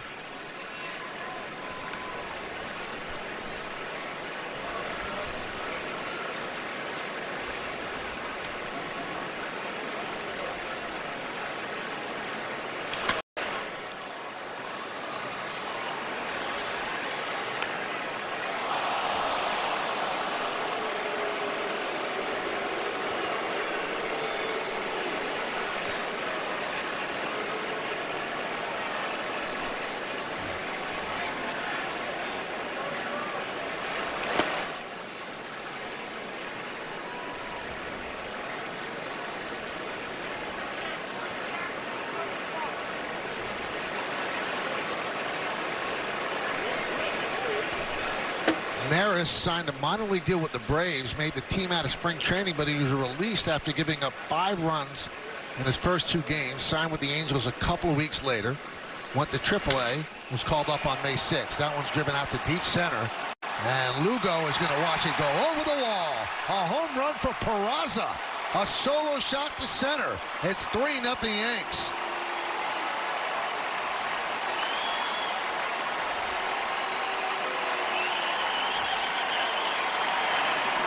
Well, the struggles with the Angels bullpen just continue. They're last in baseball, about a 6.5 ERA. You're not going to win games when your bullpen's that bad.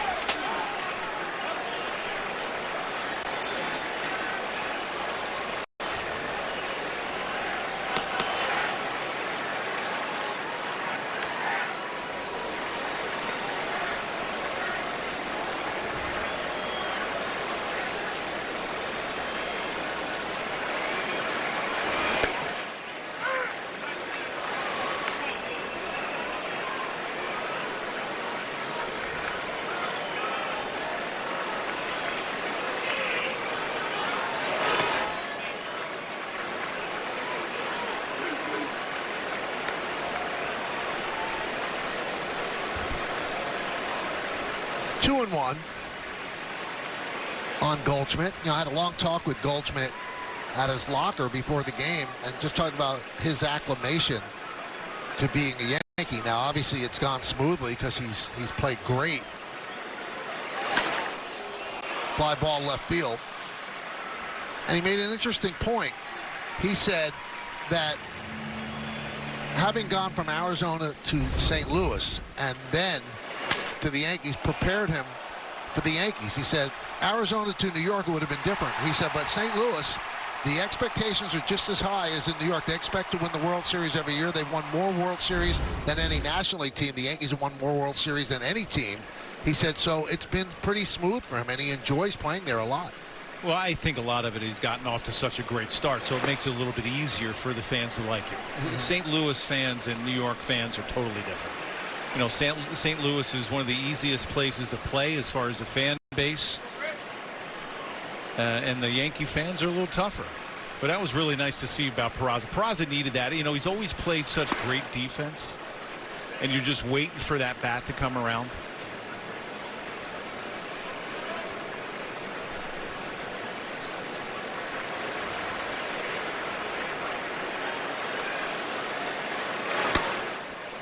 Three and 0. This is a 2-1 fastball off of Neris, and just carries off the center field wall, and that's much needed right there for Peraza. Like we mentioned, an outstanding defender at third. He can play everywhere in the infield. Hitting ninth. Struggled this year so far with the bat. Just waiting for that to come around.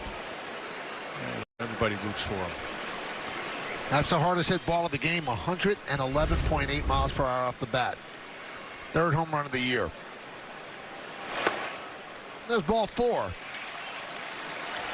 So Grisham walks for the second time tonight, and that's going to bring up Judge. And that's going to bring out the pitching coach, Barry Enright.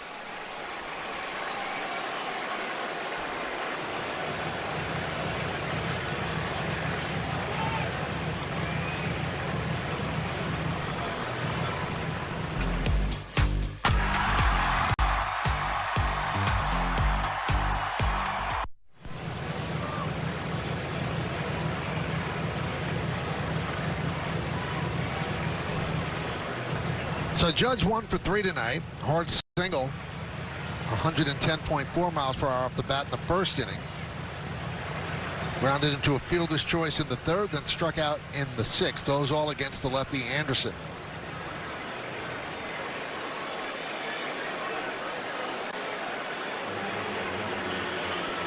We're in the 7th inning. Yankees lead 3-0. They have 6 hits and the Angels 4.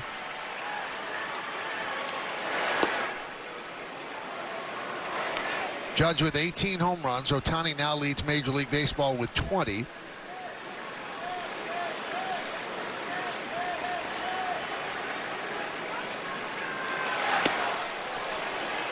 That was a splitter.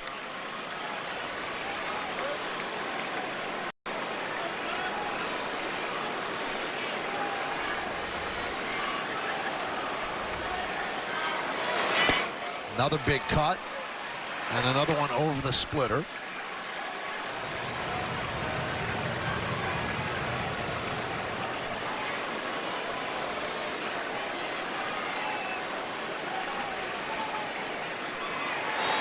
Strike 3. Judge down looking. Well, the Yankees had a run. Peraza has the glove to play in the big leagues. The bat's been lagging, but not that time. He crushes the ball just to the left of dead center. And when it lands, the Yankees have a 3-0 lead. Ryan Rucco, Jack Curry here with your Ford update. Jack, you talked about the reliability of Carlos Rodon. This is an 8th straight brilliant start. Yeah, he continues to roll. He's retired 11 straight in this game, Ryan. He's got 9 strikeouts. Those strikeouts have come on 4 different types of pitches. And once again, the slider has been such an important pitch for him. 5 of those 9 strikeouts on the slider. All right, plenty more from us coming up on the postgame. But for now, we get you back to Anaheim, to Michael and Nelly.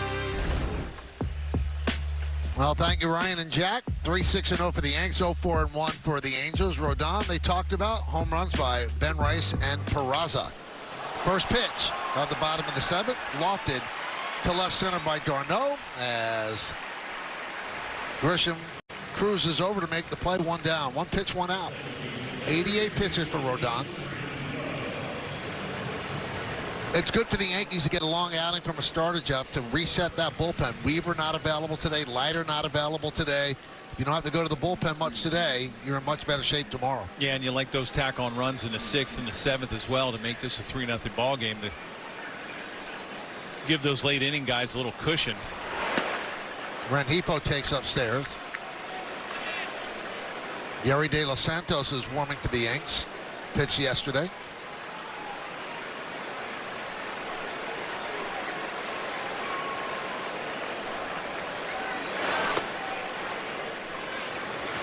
Rodon's season high in strikeouts 10. He has 9 at this point. His career high is 13.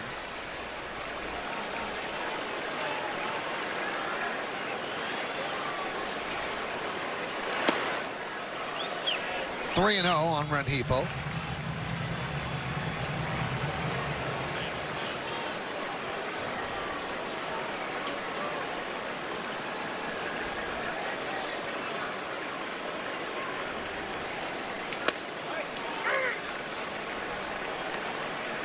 Gets a strike call.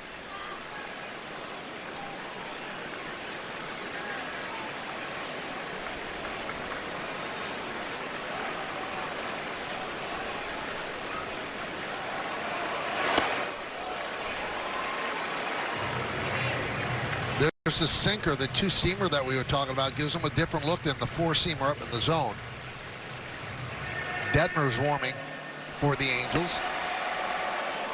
One of their 3 left-handers. And the lefty deals. Lined into center field. And the catch is made by Grisham. Oh, what a play by Trent Grisham, taking a single, maybe more, away from Rengifo.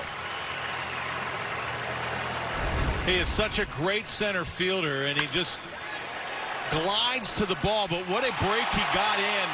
He read that ball perfectly. Outstanding catch.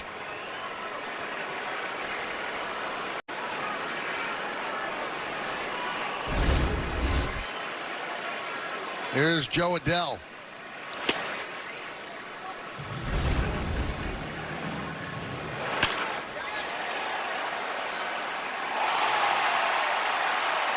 Pitcher's got to love that.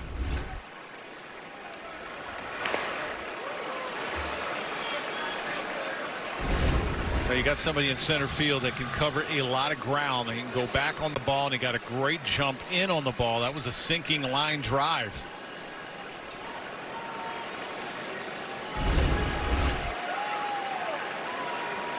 Judge just wanted to make sure. 2 outs, right? Popped up behind the plate, and that'll make the seats out of play.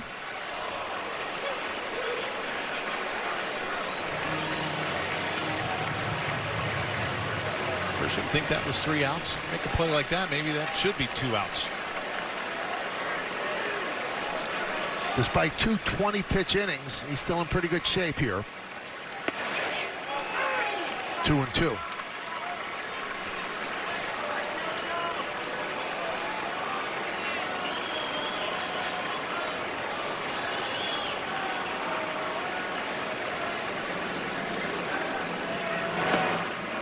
Three and 2. Well, with his next pitch being his 100th, this could be his final batter.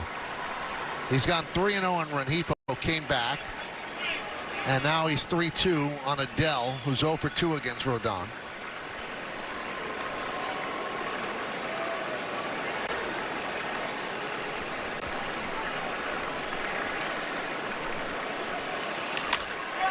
Base hit, right center field. Judge cuts over, can't cut it off. They'll play it off the wall as Adell picks up a 2-out double. Well, the ball's starting to get elevated just a little bit. Even that slider that Rengifo hit to center field, that was still up. Didn't have that sharp break. Yeah, he looks like he's a little fatigued right now, and Aaron Boone quickly out of the dugout. Well, he hasn't made a call. I think he's asking him how you're doing, and maybe just to give him a breather.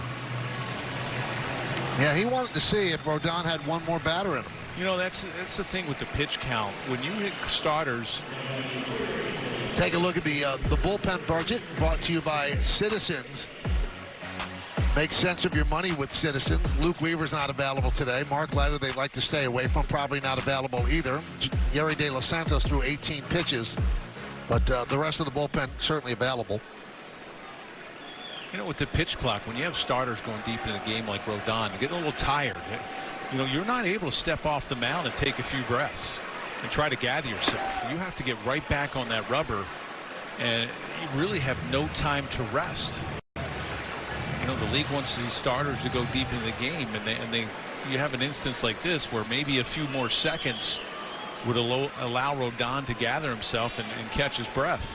And the only way to do it is to have the manager, pitcher, coach, or the catcher to come out to help you out.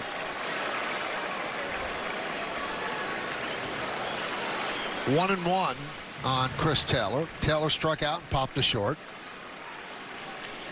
Bottom of the 7th inning, it's 3-0 Yanks.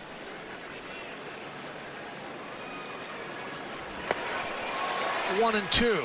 Good change.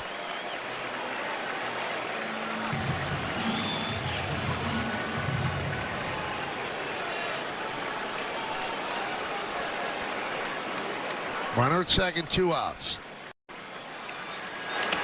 Bounced up there, 2-2. Good block by Wells.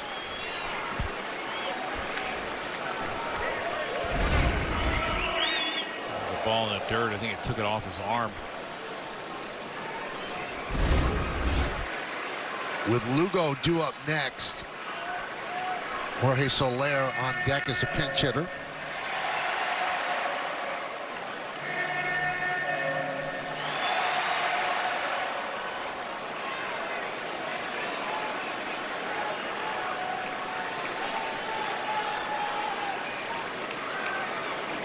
Strike 3.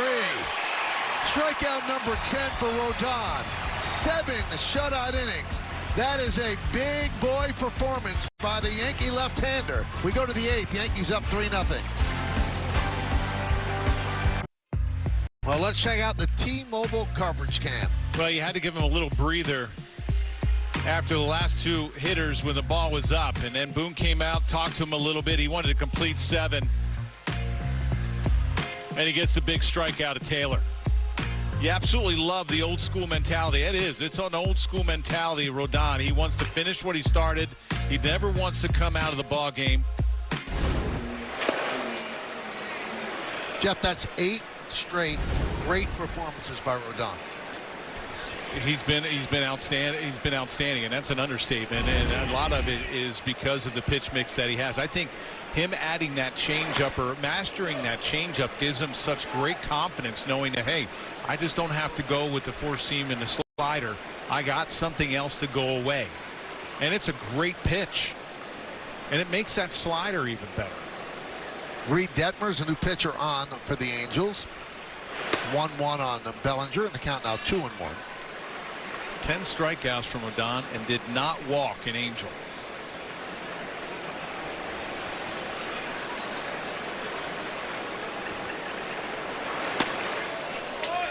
Three and 1 on Bellinger. So Rodon 7 innings, 5 hits, through 105 pitches, 69 strikes. Jeff mentioned no walks into 10 strikeouts, which ties the season high. And the 105 pitches ties the season high. That one's driven out to left field. Chris Taylor is there. 1 out.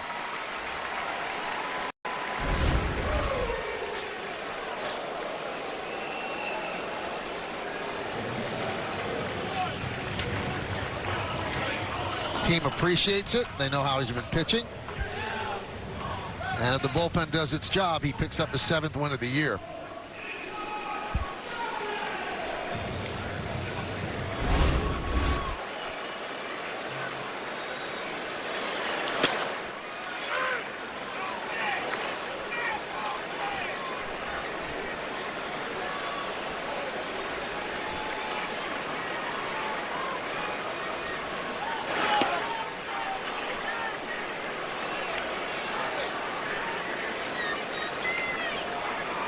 The 4 best pitchers in the American League right now: Skubal, Fried, Crochet, and Rodon. All left-handers. And with his 7 shutout innings tonight, his ERA goes from 2.88 to 2.60. When's the last time you've seen 4 lefties dominate the way they have, and not a right-hander mixed in there? And there aren't that many lefties. So the ones that are there in their top flight, they are dominating for sure.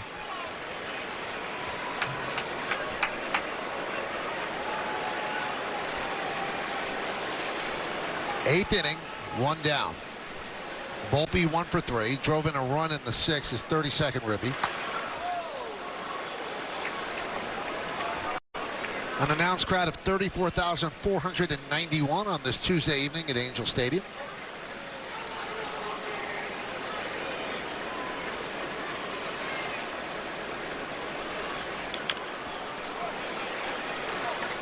Still 1-2.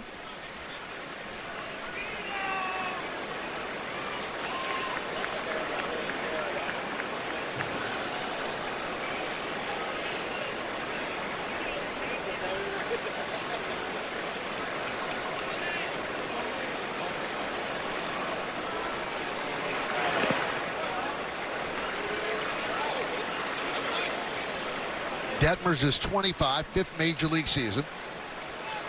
He's in the bullpen after disappointing in the rotation. Last year in 17 starts, 6.70 ERA.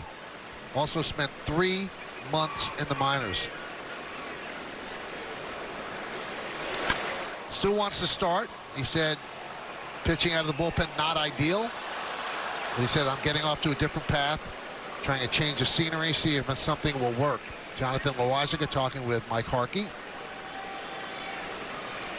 Detmer is a former first-round draft pick in 2020 out of the University of Louisville. 10th overall pick by the Angels.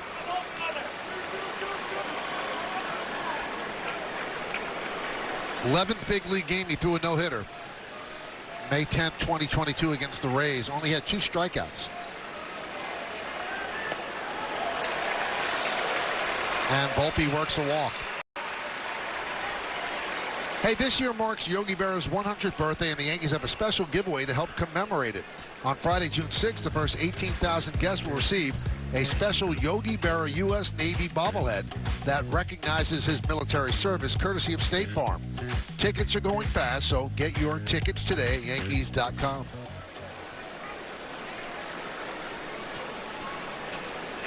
There's Ben Rice, 1 for 3. That one was the loud one, though. Long home run, his 11th home run of the year.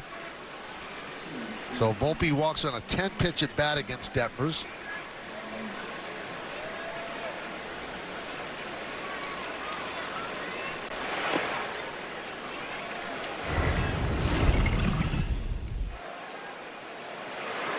In the 4th, a changeup. Supposed to be away. You see Anderson's reaction. He knew it.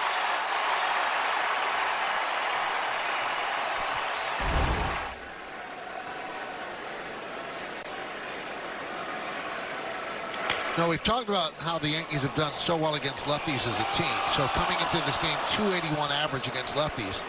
It's first in all of baseball. But one of the big reasons for that is that their lefties hit lefties. The batting average for their left-handers against left-handed pitching is .247, which is 8th in baseball. So they're not getting neutralized.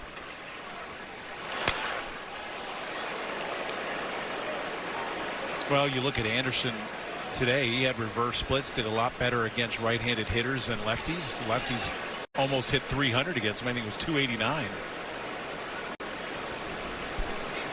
There's not a lot of Skubals and Crochets around the league to isolate left-handed hitters.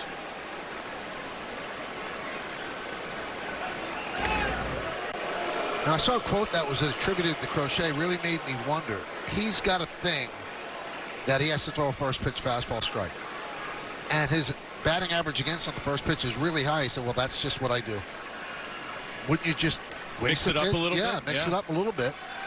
Well, they just had a stat where the Red Sox are 6-6 in his starts. Yeah, they don't score for him as Ben Rice goes down on strike. He's been brilliant for them, and they just can't score, and they lost again tonight. And Rob Refsnyder with a really stark I saw that interview. comment where he said, we just stink right now. We got to play better. We got to hit. He said, I'm sick of losing.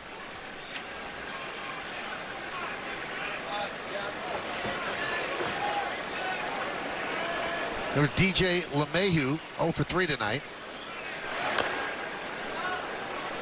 0-1. Well, there's a lot going on with that Red Sox team. That Devers situation, that can't be fun in the locker room. And now they've lost Bregman, who was so important to them. Could be out a long time. I mean, it's a serious... With a quad. Yeah, a quad injury takes a long time.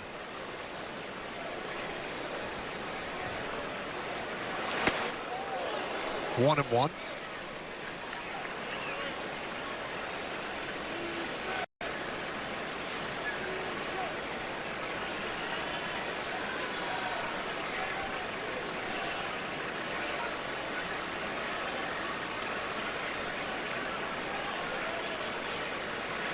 Runner goes, pitches high, throw to second. Got him. Really good tag by Rengifo on the throw by Darno to get Volpe to end the inning. No runs, no hits, no errors, and because of this caught stealing, nobody left. We go to the bottom of the 8th.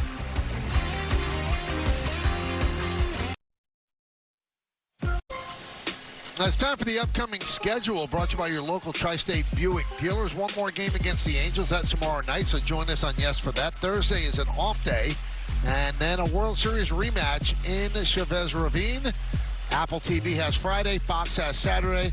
Sunday it's on ESPN2. Monday is an off day as they travel back from the West Coast. Then 3 against the Guardians, and then 3 against the Red Sox. First time they'll see the Red Sox this year. Jonathan Loaizaga, last time we saw him was Sunday. He's a new pitcher taking over for Rodon after 7 shutout innings. Matthew Lugo takes inside. Well, Loaizaga on Sunday versus the Rockies, inning in 2/3, couple hits, gave up a run.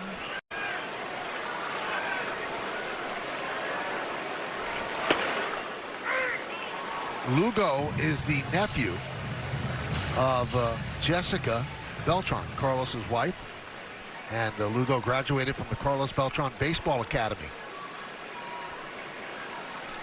and he's wearing Carlos's number 15. Ground ball to third, and a great swipe tag by Goldschmidt, pulled off the bag by the throw, but he turns it into an out and saves an error for Peraza. Well, you see, he's going to come off the bag knowing that the throw's wild, and a lot of times that is in the danger zone when you have a runner coming right up the line and you have to go make that tag because of the wrist. Nice job holding on to the ball.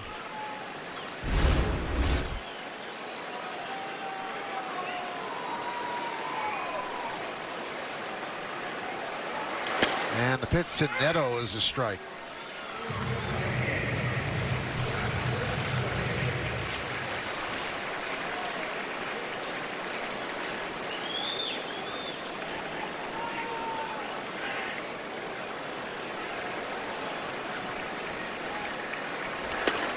And another strike. He's dealing. Don tonight, 21 swings and misses on his pitches. His top speed, 97 he hit tonight. 16 of 26 first pitch strikes. Strike 3. Neto down looking. He strikes out for the 3rd time tonight.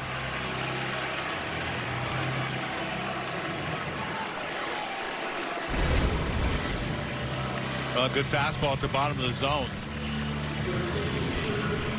96. He thought it was low. He didn't read the scouting report either. Nope. Got to tune in. Here's Shonowell. 2 for 3, couple of singles and a strikeout.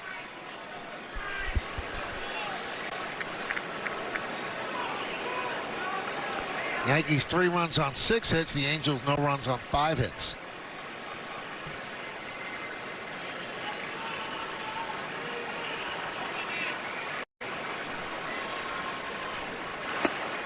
You know, Ron Washington had a little bit of a Jim Mora moment. You know, they won 8 in a row before they lost 2 straight to the Marlins and then last night against the Yankees. So now they've lost 3 in a row. But when they won 8 straight, people were talking about maybe they could make the playoffs. He said, playoffs? You're going to talk about playoffs when we win games in May? He said, we have an 8-game winning streak, and we'll make it a run in September. You can talk about playoffs. He said, we're not close right now. I don't want to talk about playoffs. And they were scoring a bunch of runs during that 8-game winning streak, hitting the ball out of the ballpark. All of a sudden, the Marlins come in, shut them down, then the Yankees have shut them down. And, they were really buoyed by the fact that they swept the Dodgers. Yes.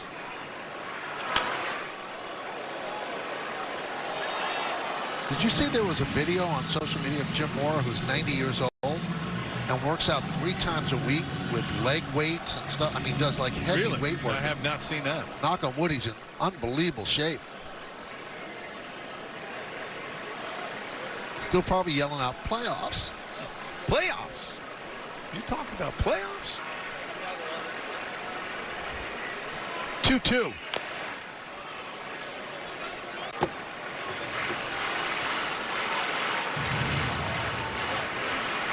Well, in their last 3 games, Jeff, the Angels are averaging 1 run per game.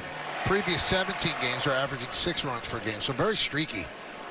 And there's a lot of strikeouts in that lineup, so if they don't hit the ball out, they're not going to score. No, second in baseball in strikeouts.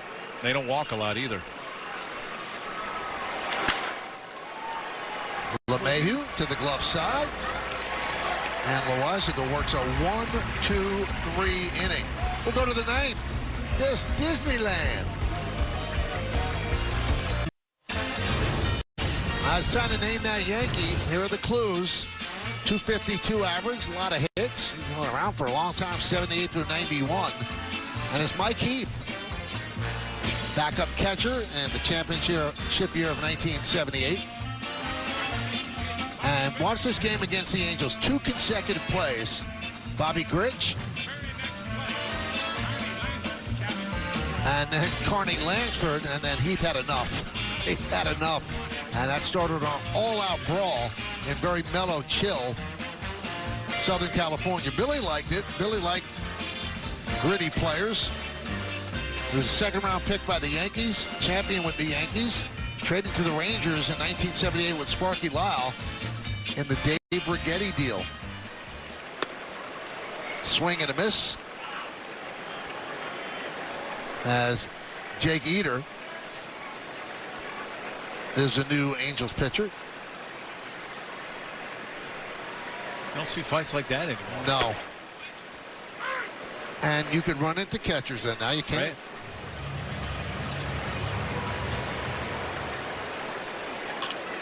It's a rule that you could almost pinpoint to when it came about. When Buster Posey broke his ankle blocking home plate. But it did take away an exciting play in the game where the catcher had to show extreme bravery, stand there, the ball's coming, the batters the runner's coming, but now you have no fear of getting run over. No, you can't take guys out anymore and break up the double play. As LeMahieu down on strikes.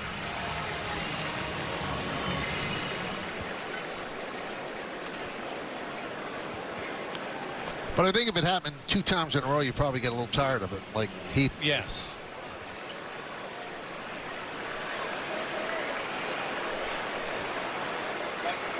So Eder was called up from AAA Salt Lake Sunday, second stint of the year with the big league club. So here's Grich, who was a tough dude. Oh, this was Lansford. And it seems like he put his hands up and got him right around the neck. Wells takes the strike.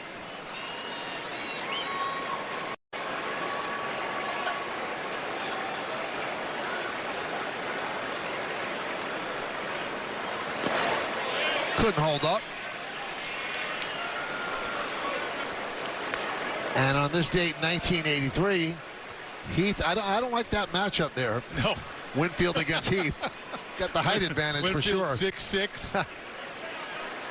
Shows you Heath was a tough dude. First baseman Shonowell takes it himself. 2 down.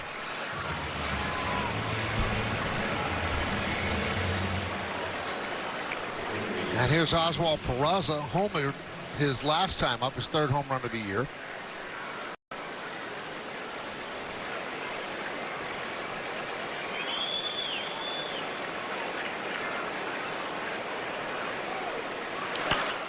Jumps on the first pitch and pops it up. That'll be out of play.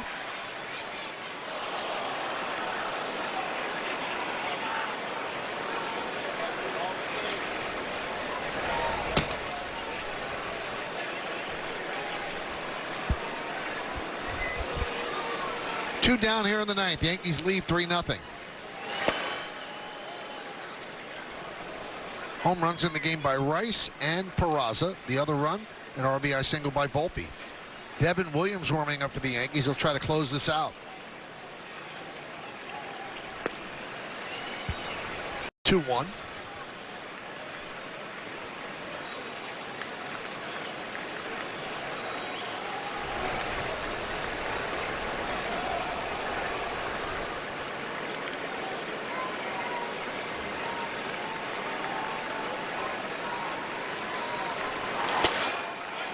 That one just missed. 3-1 on Peraza.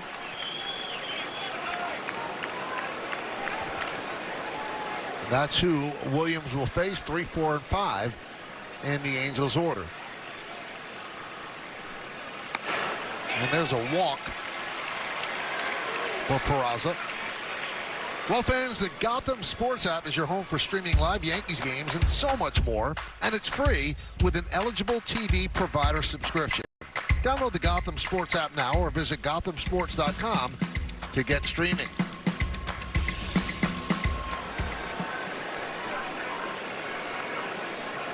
Here's Goldschmidt. Pitch outside. Goldschmidt 1 for 4. Robbed of a hit in the first inning. Nice play by Chris Taylor moving toward the line. Then he doubled to left in the third, popped to third in the fifth, and a fly ball to left in the seventh. Getting another opportunity to face a left-hander. Driven deep to left field. If it's fair, it's gone. It is a foul ball. Just missed a 2-run home run.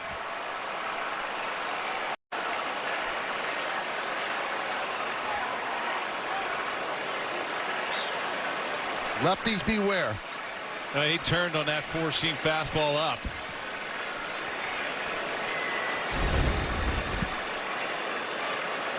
Just fouled.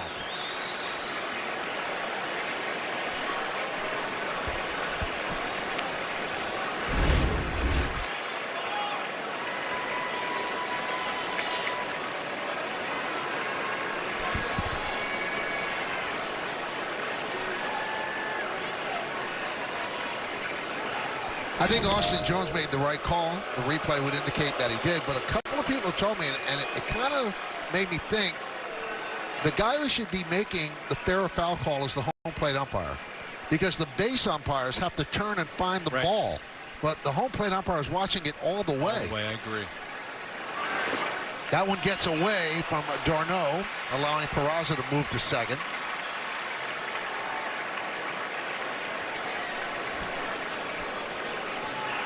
I've had people tell me that the one who knows it's a fair ball is the batter, the catcher, and the home plate umpire. Well, the home plate umpire could take a few steps, and they're watching, like you mentioned, they watch the ball the whole way, and they can take a few steps out in the field. They don't have to turn around, and they don't have to find the ball right away, like the base umpires, first base umpire or the third base umpire. Because the third base umpire, in this case Austin Jones, is facing third base. Then the ball leaves the bat, and he's got to find it as he's turning around. There's a chance he might not find it right away. In this case, he did. He made the correct call. And now they're going to intentionally walk Goldschmidt for ball 4. And they'll set up Eder against Grisham. Yeah, they wanted a lefty-lefty matchup. The 3-1 count, he didn't want Eder to get back into the count and make a mistake.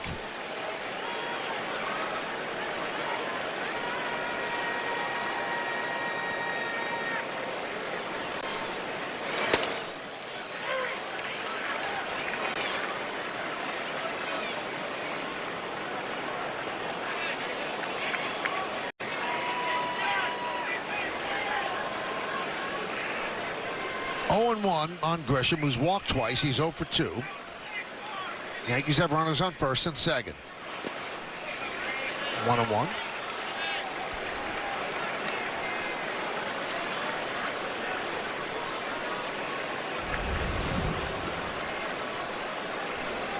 Carlos Rodon now a spectator after 7 shutout innings.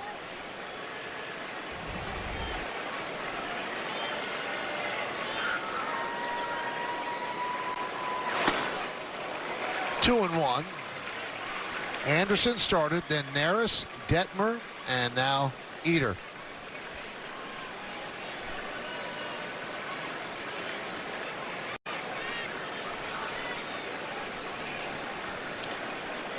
So using 2 lefties in a row, Detmers and Eder. And the count 2-2. 2 balls, 2 strikes, 2 outs, 2 on for the Yankees here in the 9th. The Yankees lead 3-0.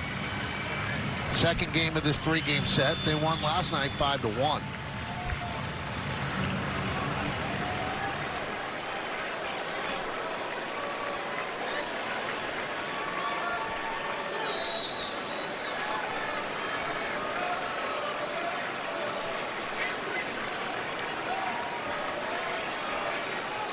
And the pitch. Popped up. Let's see if it stays in play for Moncada. Looks like it will in foul territory. He makes the play, and that'll do it. No runs, no hits, no errors, and 2 men left. Last league's coming up for the Angels. They'll take him against Devin Williams.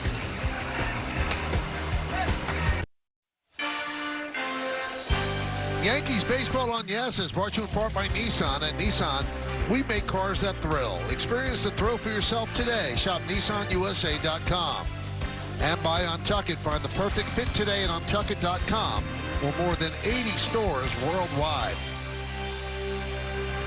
Well, Devin Williams is going to try to close this out. It's his first save opportunity since April 25th against the Blue Jays. He struggled as the closer.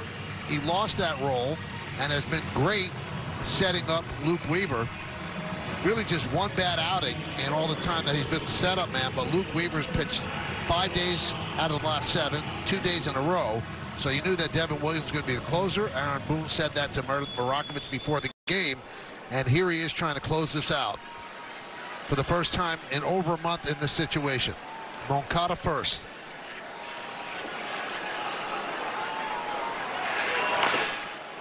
Fouled away. Well, his last 8 appearances, he has not been scored upon. He's pitched a lot better in that setup role. You see 11 out of the last 12, 8 straight.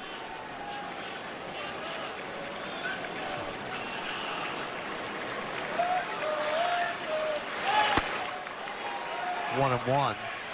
You see that high ERA, you're going to be battling that pretty much all year to try to get that down when you struggled in the beginning and given up a lot of runs. First 11 games, Jeff, the ERA reached 11.25, so he's almost halved it. In the last 12 games, his ERA is 2.45. Yeah, pitching a lot better. A lot of it is fastball command. High fly ball, deep right center. Judge is back, turning, looking, see ya. A long home run by Moncada. And the Angels are on the board. It's 3-1.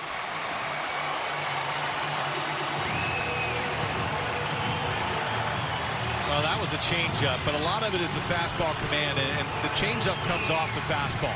When you're able to command the fastball on both sides of the plate, and it's down in the zone, it helps that changeup down in the zone. That's just an elevated changeup, and that's when he struggles.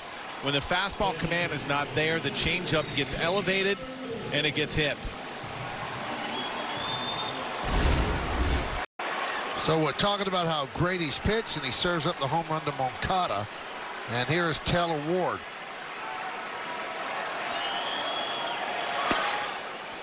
Angels have scored twice in this series, both on home runs, one by Neto and this one by Moncada. Traveled 413 feet.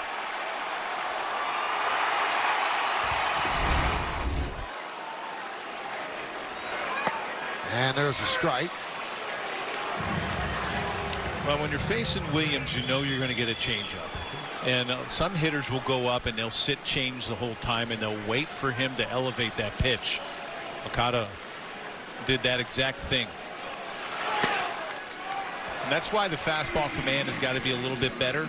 He doesn't have the 96 to 97. He throws about 92 to 94 tops. Average is around 93, so it's so important for him to pitch down in the zone and spot on both sides of the plate, and then it makes that changeup effective. Hit sharply and through for a base hit.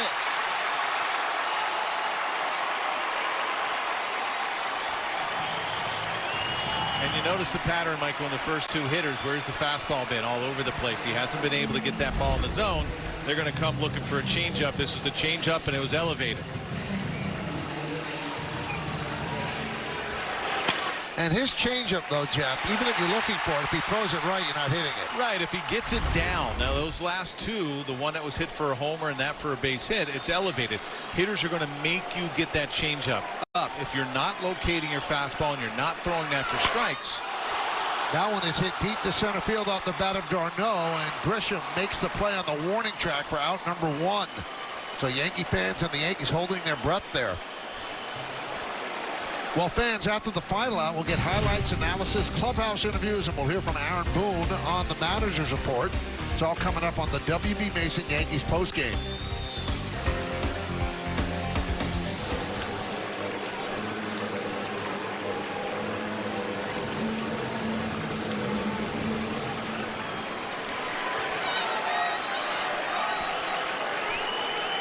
There's Rengifo batting from the left side. And there's a line drive base hit to right center field. Another pitch up in the zone. Ward will go to third. The throw comes into second. And now the tying runs are on base for the Angels against Williams. And all 3 hits on the elevated changeup. Like I mentioned, you can go up and sit changeup, and you're going to try to make him elevated. If you're spotting your fastball and you're throwing it for strikes, you can't sit on that changeup.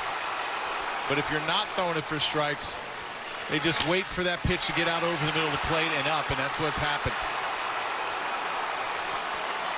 Well, Matt Blake, the pitching coach, is going to come out and try to settle down Devin Williams. Maybe he sees something mechanically, too, why those pitches are up in the zone. So pitching with a little less stress setting up Weaver. He's been brilliant. Now closing for the first time in over a month, he's having some struggles. Well, the one thing mechanically that you need to do is you have to stay back in order to get your arm up. And you have to stay on top of the fastball, and when that changeup is really good, you're on top of this on the circle change, that air bender. That's when it's down in the zone. You start drifting out, all of a sudden the arm drags and then everything flattens out. The changeup flattens out, the fastball's all over the place. There's Joe Adell trying to end it with that one swing, 0-1.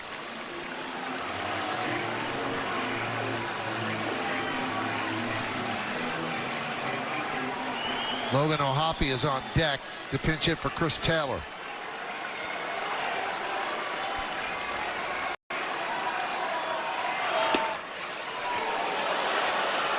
That changeup was high and a little bit outside.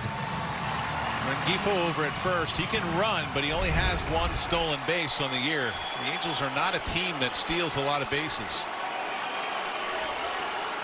Well, Williams wanted that call. 1-1. There's the fastball at 95 miles an hour for a strike, 1-2. 3 of the 4 batters have reached base tonight. The other one was allowed out. 10 base runners in the previous 12 games against Williams.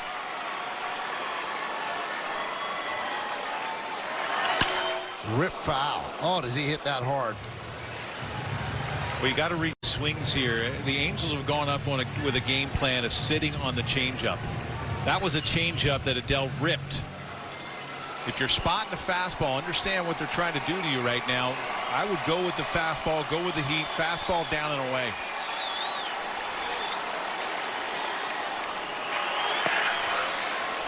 Changeup low and away. 2-2. Ward's at third. Rengifo, the tying run, is at first. And Adell, the winning run, is at home plate. 3-1 Yankees over the Angels.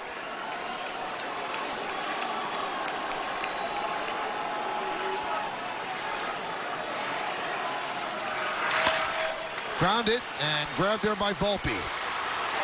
And the out is made at second. A run scores. Ward crosses the plate, makes it 3-2. And a great job by LeMahieu keeping his foot on the bag on that throw. And they're gonna challenge that, I think. Rengifo right away went to his ears to tell Ron Washington to challenge. I think Los Angeles is challenging the out call at second base.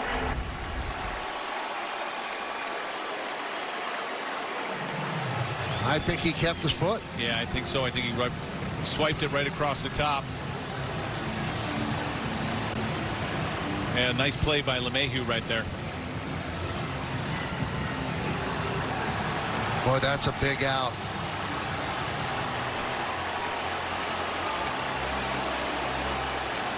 Yeah, his toe's on the bag before Rengifo's foot hits the bag.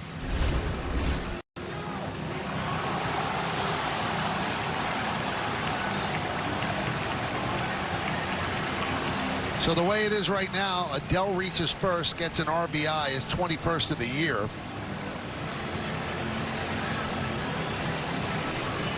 Challenge replay brought to you by Citizens Made Ready. Well, it's a wild throw to the right. Nice job by Volpe. Wanted to get the lead runners. There was no way you're going to turn two, but really nice job by LeMahieu right there. Looks like that foot went across the base.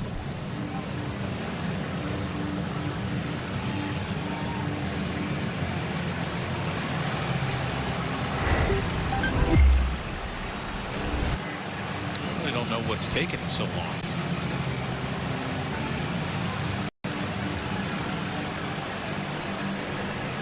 Well, the crew chief is Bill Miller. Roberto Ortiz, the second base ump, listening in. And here's the play. After review, the ball in the field stands. The runner's out. Los Angeles will lose their challenge.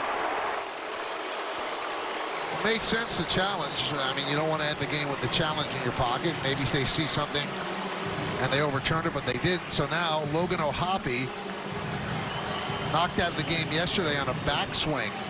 As a catcher, he's going to pinch hit for Chris Taylor as the Angels are down to their final out.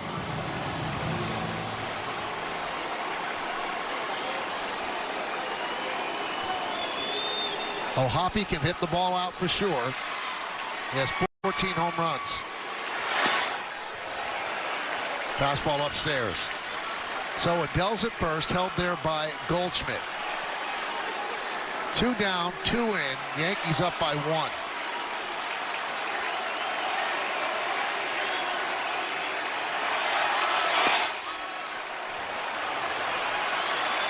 Two and 0.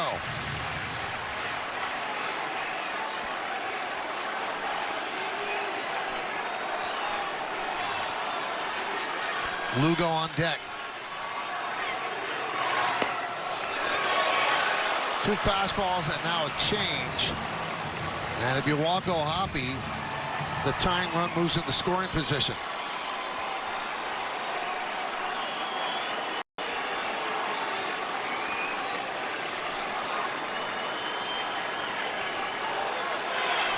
Turned him loose on 3-0. That's popped up. Peraza in foul territory. Peraza makes the play. And Yankee Universe, you can exhale as the Yankees hold on and win this one 3-2. They take the series, their 8th straight series win.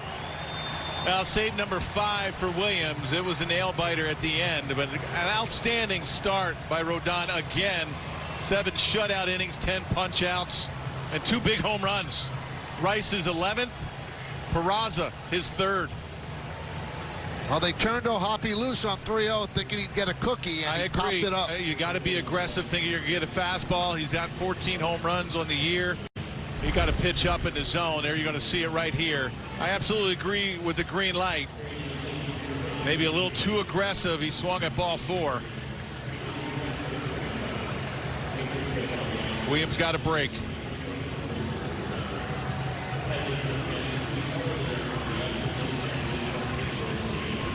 So they take their 7th straight series victory. Carlos Rodon, who pitched beautifully, 7 shutout innings. He picks up his 7th win. And the Yankees hold on to win this one 3-2. They'll go for the sweep tomorrow, but we have more to come tonight. Stay tuned.